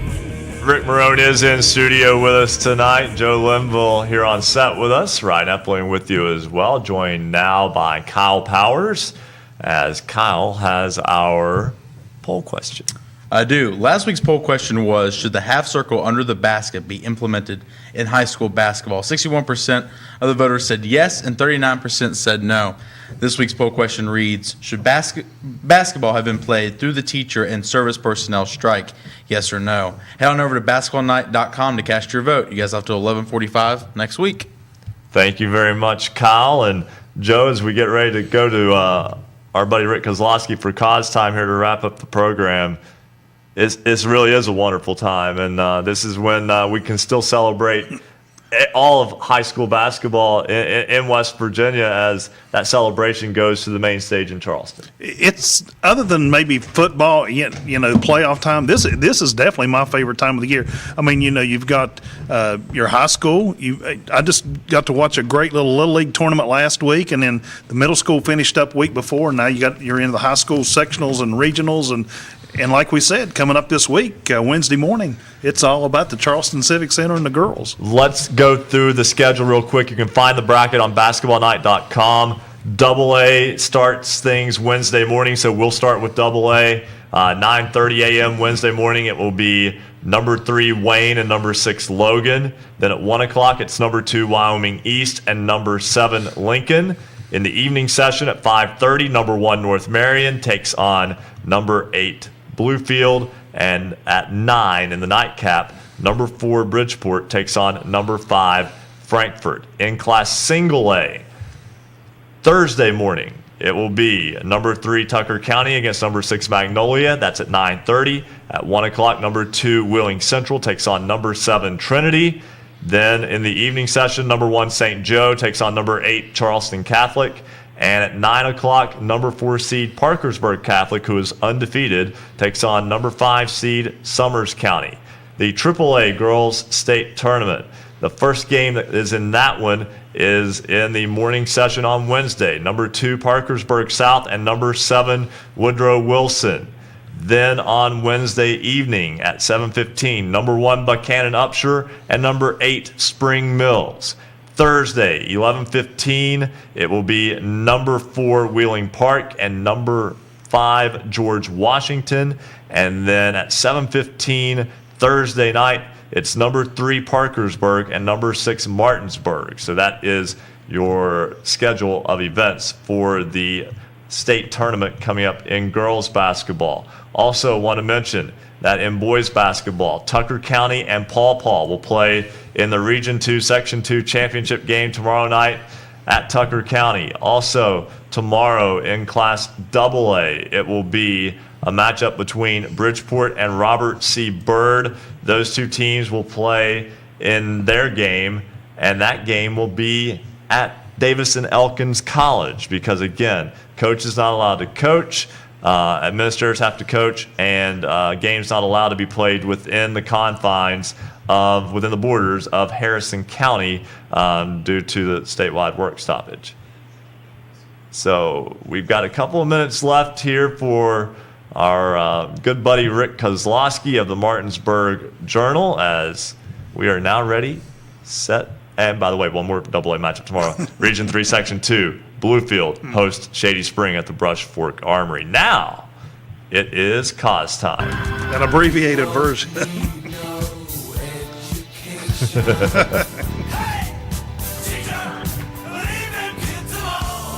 Well, that's almost fitting. We can just leave it at that. It's almost fitting. Rick Kozlowski, Martinsburg Journal, joins us now on the program. Rick, as always, welcome to Basketball Friday Night. Leave our kids alone. I can't wait for tomorrow, gentlemen, because you mentioned that Paw Paw Tucker County game. I am going to Tucker County for the first time in my life. All right. I'm excited that you're going to this game. Will you call and hold the phone up so Ryan can listen tomorrow? I'll do my own play-by-play for Ryan so he can tune in. There you go. There we go. Definitely great game tonight between Martinsburg and Western. The water to the water. Oh wait, that was another. Yeah, okay, never mind. Yeah, that might have been an era ago, so to speak. But yeah, let's talk real quick. This is a Paw Paw team that's got a chance to make a little bit of a run here. Obviously, it's got a difficult road. Tucker County, very good. But at the same time, I mean, just to get where they've gotten, this is a nice season for the Paw Paw Pirates. Yeah, it doesn't happen very often, as their coach mentioned yesterday after they won. They're the third smallest school in the state, and the last time that they were able to do anything that anybody really paid attention to was in 2002. Been a few years ago. But I think it's exciting to see those teams that you don't see very often, have some success and make some, get some interest, and we're going to see what's going to happen. Rick, we have one ball player Wayne Ridgeway, averaging 26 points a game, and I guess we're running out of time. Great game tonight between Musselman and Martinsburg, 2 overtimes. They've talked about how evenly matched those teams are. I guess they kind of proved it tonight with double overtime. Rick, we've got 1 minute left in the program, so that gives you about a 30 seconds to respond here. We don't have 30 minutes. I'm losing time even as we speak. Isn't this the best time of year for a basketball fan, though? That's why they call it March Madness. Yes, it certainly is. Rick, sorry we've had to be abbreviated tonight. I know things have been hectic. So we'll give you more time next week. That's what we told Bo, too. So we'll see. You guys keep telling me that every week. It seems like it gets shorter. Well, we'll try. We promise to try. How's that? Well, it could be in 2 weeks. I'm there for the whole program. We'll just, like I have been the last 2 years. So All right. Right? Yeah, we'll keep the seat warm for you. You always have us. You're always welcome on the set of Basketball Friday Night in West Virginia. Rick Kozlowski, Martinsburg Journal. Thanks again so much, and enjoy the Paul Tucker County game tomorrow. I hope so. You guys have a great weekend. Thank you so much as well. And you at home have a great weekend as well. That will do it for this edition of Basketball Friday Night in West Virginia. 13 down, 2 to go. When we come back next week, it will be semifinal Friday of the girls' state tournament. We will also have the boys' state tournament schedule ready to go next Friday night, weather permitting. Crossing your fingers there. Thanks so much for joining us. Back in 1 week. Good night. Thank you for listening to Basketball Friday Night in West Virginia. Tune in next Friday for the latest high school basketball action from across the Mountain State. Visit basketballnight.com for our show archives, the poll question of the week, and the basketballnight.com scoreboard. Until next time, have a great weekend, and thank you for listening to Basketball Friday Night in West Virginia. The preceding broadcast was a presentation of the Fast Break Sports Network. Copyright 2018. All rights reserved.